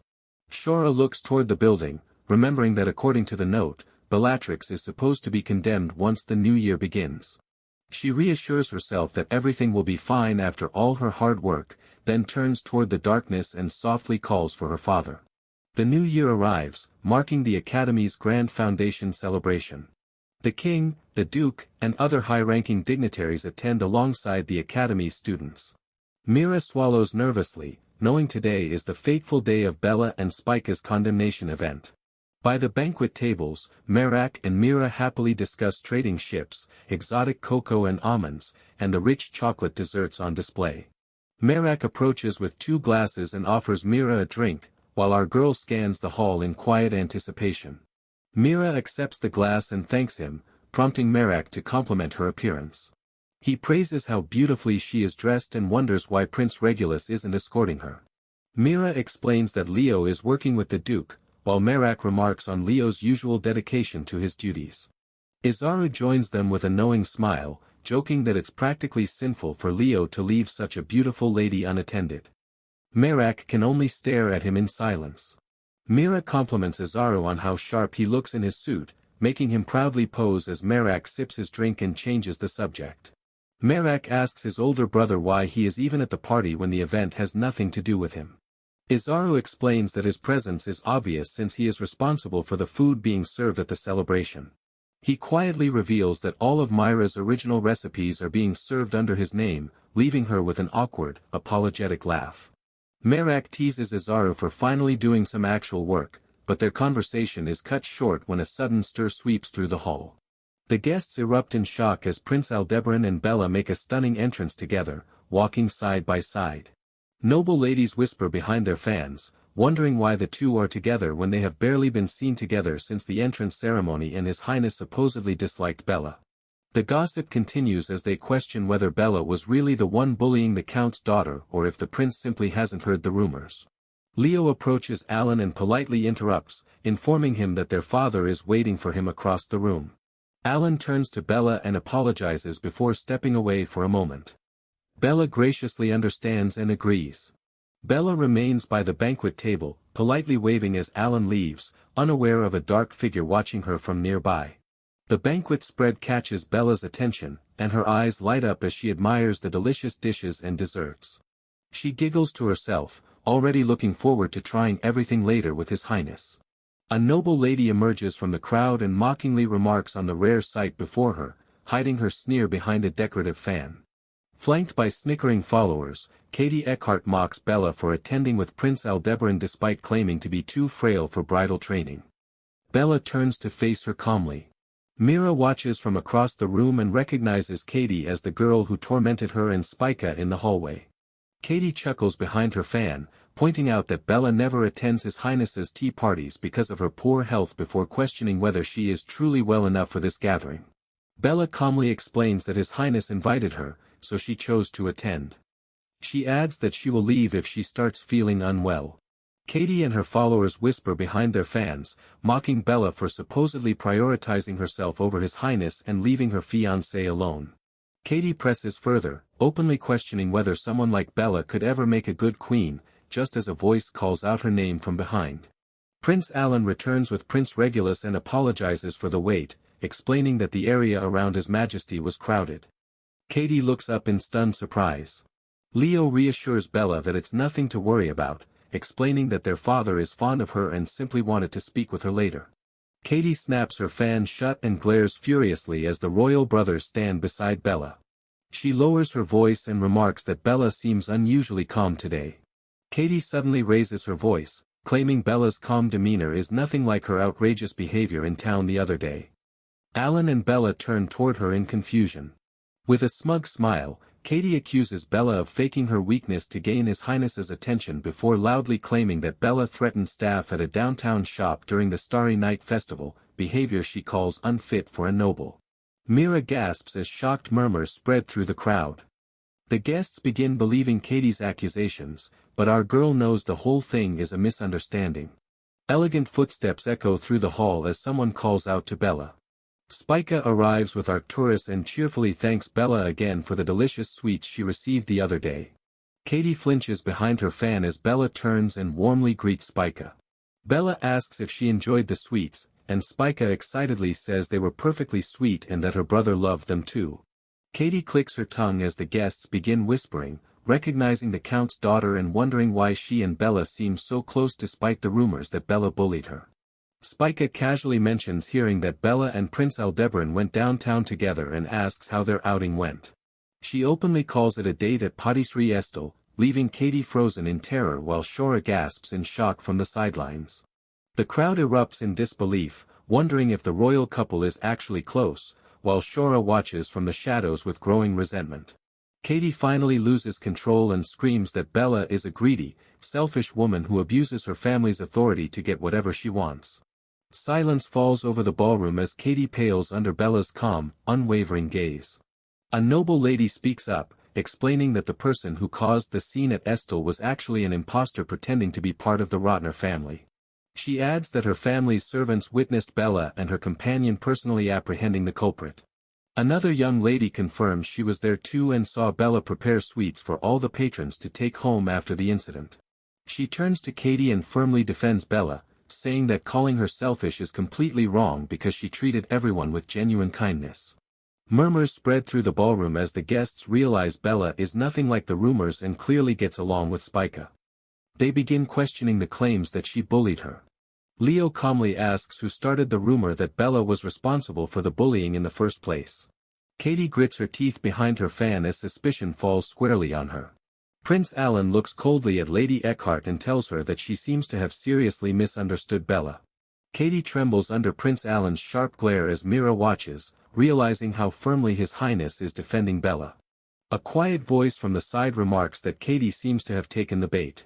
Mira turns in surprise and asks Izaru if he had anything to do with it. Izaru smiles knowingly and explains that since the troublemaker didn't know who hired them, he decided to take matters into his own hands. He reveals that he set a trap by leaking false information, ensuring the entire disturbance at Estel played out exactly as planned. A sly grin forms in the shadows as someone watches the scene unfold, quietly remarking that everything makes sense now. Izaru explains that the culprit grew frustrated after receiving no updates and walked straight into his trap, leaving Merak and Mira impressed by his scheme. Katie lowers her head as whispers spread through the crowd, with some suggesting she wanted to become the prince's fiancée badly enough to resort to such crude tactics. Prince Alan steps forward and tells Katie that after knowing Bella for so long, he knows exactly what kind of person she truly is. Alan fondly remembers Bella's radiant smile from childhood, emphasizing that she has always been an honest person. He turns to the crowd and declares that, now that things have gone this far, he will personally investigate the source of the rumors. Katie desperately cries out to His Highness as the pressure closes in around her. A heavy silence fills the hall as everyone watches in tense anticipation. Katie trembles behind her fan, sweat running down her face as she stammers an apology and claims she isn't feeling well. Katie abruptly turns and announces that she will take her leave before rushing away in a panic, leaving the other noble ladies staring after her. Leo steps beside Alan and urgently asks if they should seize Katie, pointing out that she is clearly responsible. Bella gently asks them to let Katie go. Alan looks at her in surprise as she begins to explain why. Bella calmly explains what would happen if Katie were condemned here and now. She recalls the painful fate of condemnation, knowing Katie would face ridicule and cruel stares from everyone, even her own family. Bella knows Katie would never recover from such a fate, so she chooses to show mercy, determined to spare her from the terrible fate she once feared herself. She adds that as long as Katie eventually admits her wrongdoing, that is enough for her. Bella apologizes to Spica for her decision, but Spica immediately reassures her. Alan still warns that he will not forgive Katie if she causes trouble again. Bella cheerfully agrees with Alan's protective stance, while Arcturus laughs nervously at the prince's strictness. Mira quietly watches their warm exchange. Mira finally breathes a sigh of relief, realizing how worried she had been about the game's condemnation plot. Thanks to everyone's help, they managed to overcome it together. Nearby guests pause as Shora quietly makes her way toward the exit, trying to slip away unnoticed. Shora opens the heavy wooden doors and anxiously looks around, knowing she is the girl who once tried to replace the heroine. Shora rushes through the doorway, accidentally dropping a folded item that catches Myra's attention. Mira picks up the neatly wrapped lace handkerchief from the floor. Inside, she finds a worn sheet of paper and unfolds it to read the handwritten note. Mira gasps in shock as she reads the contents, staring toward the doorway and wondering why Shora has such a note. Meanwhile, Shora races down the garden path, desperately trying to put as much distance as possible between herself and the party. She finally stops and turns back in rising panic, wondering what she should do now. Tears stream down Shora's face as she breaks down over seeing Prince Aldebaran and Bella together. Shora collapses to the ground and wails that the two were far more affectionate than she ever expected. Clutching her tear-stained cheeks, Shora sobs that she thought they weren't getting along before apologizing to her father and lamenting that she can't return home like this. Shora sobs on the garden grass, desperately apologizing to Surma through her tears. Mira suddenly emerges from the bushes and asks if Shora knows Surma, catching her completely off guard. Mira holds the note close to her chest, wondering if Shora could somehow be connected to her friend from her past life. Mira asks Shora if she knows who Surma is, leaving Shora stunned by the sudden question. Mira holds out the folded paper and explains that she found the note moments ago. She realizes the paper looks exactly like a note she lost long ago. Shora gasps in shock, tears filling her eyes as she realizes the truth. Shora looks up and asks if she is Mira, leaving our girl completely bewildered. Mira wonders how Shora knows her, while Shora stares back with tearful eyes. Shora insists that the note definitely belongs to Mira. She reaches for the paper and explains that she has only been keeping it safe. Shora clasps her hands and earnestly asks Mira to hear her out. Shora introduces herself as Shora Brower, the only daughter of a poor countryside baron. She explains that her father is an honest man, while their people work hard and live modestly. A short time before Shora enrolled in the academy, however, their peaceful life took a sudden turn. Her father was tricked into a gambling scheme with the promise of funds to develop their territory, leaving him buried in debt. Even selling everything they owned would not be enough to repay it. Mira covers her mouth in shock at the enormous debt. Shora grips her dress and explains that her family and people could barely survive at this rate, so she came up with a plan. She decides that marrying into a wealthy family could solve all their problems, leaving Mira mildly stunned. Shora admits she never expected to meet someone who could easily save her from their troubles. Then, while she was worrying over her situation, a servant named Surma gave her a note. It contained information about several academy students and instructions for winning their affection. Shora examines the sheet with Surma and asks if it is written in a foreign language. Surma explains that it is written in his mother tongue with a translation. Shora reads the note in stunned disbelief, finding details about Prince Aldebaran, Duke Butridge, and other prominent young men, along with predictions of their futures. She turns to Surma and asks why he would give her something so valuable. A shadowy figure simply replies that he knows. Surma explains that he has seen Shora desperately trying to help her father and save their people. He adds that he knows she has been searching for a wealthy suitor willing to marry again. Shora listens in silence as Surma says he has watched her work tirelessly every day.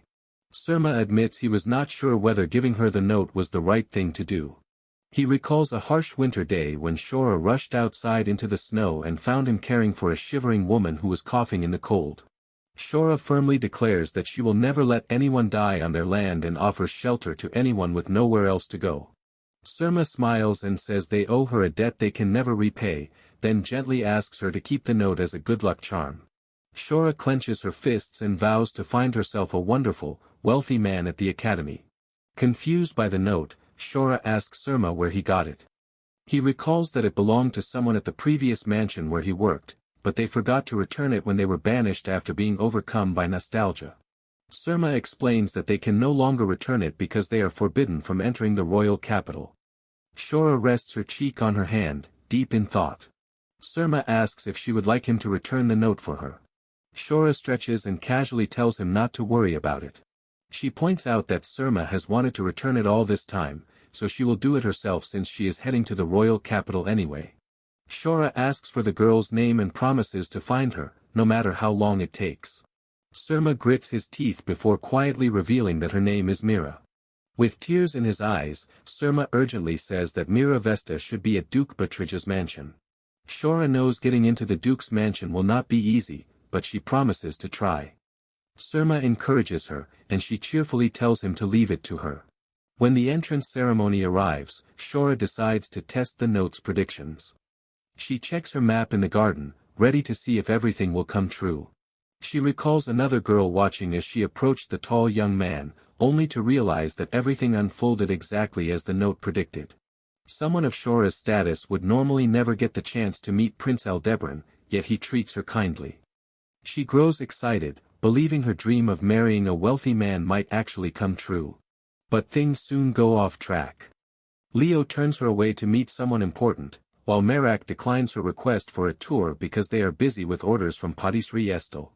Shora admits that Prince Aldebaran is the only one who followed the note and treated her kindly, but she has little hope because he is royalty and already engaged to Bella.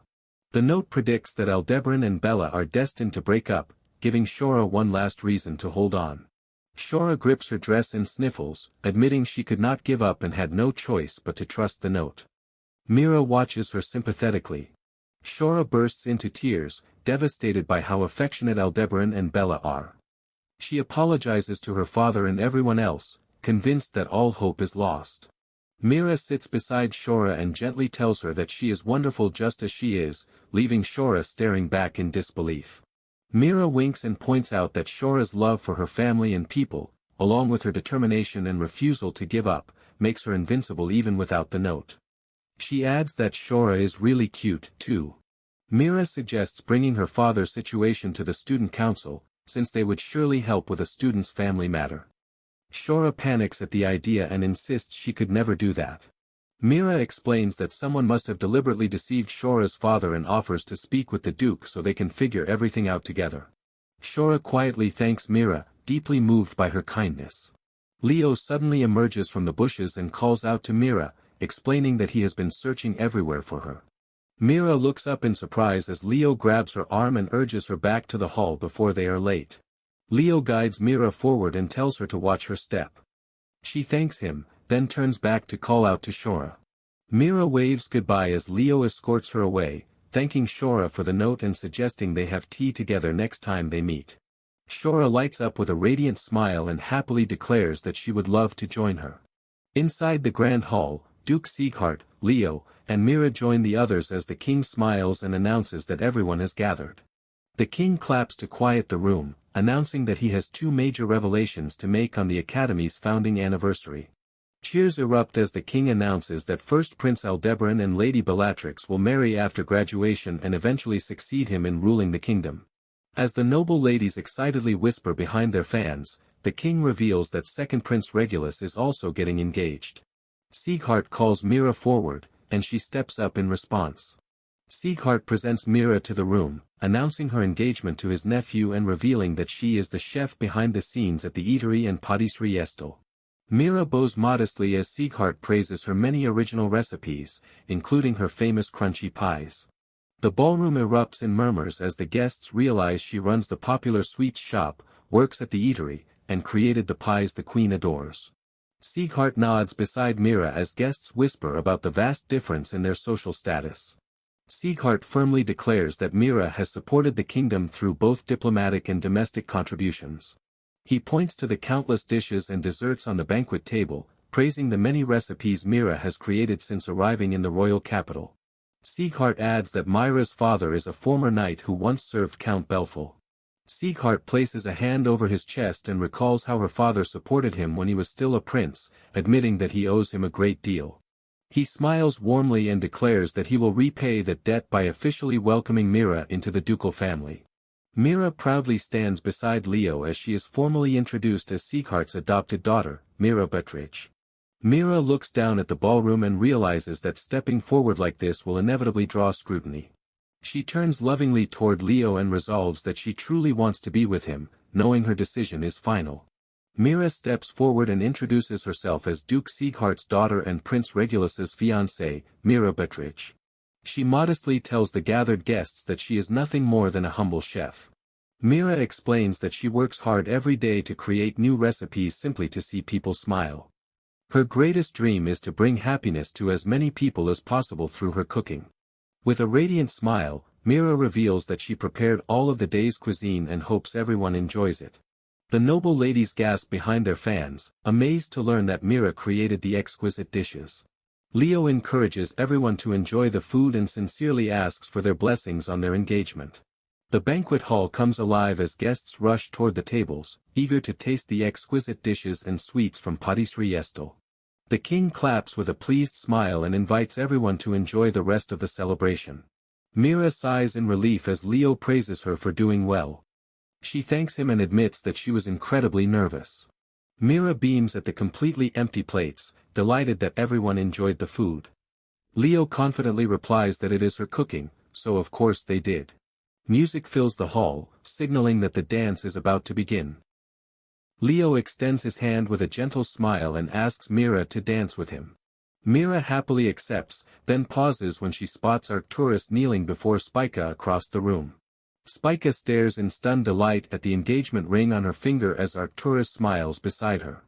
Spica throws her arms around Arcturus, leaving Mira shocked as she wonders when they got together. Leo explains that Arcturus has been working toward this for quite some time. Mira excitedly says she should congratulate them, but Leo gently tells her to look ahead. The happy couple is already heading their way, with Spica calling out to Mira as she approaches arm in arm with Arcturus. Leo tells Mira to take a look around, where Shora happily enjoys the buffet while Sane, Izaru, and Merak watch the celebration with smiles. Izaru and Sane smile fondly as Leo twirls Mira across the dance floor. She marvels that everyone is here, and Leo adds that Annabelle would have joined them if she were not studying abroad. Mira gazes into the distance with a warm smile, reflecting on how strangely and wonderfully her life has changed.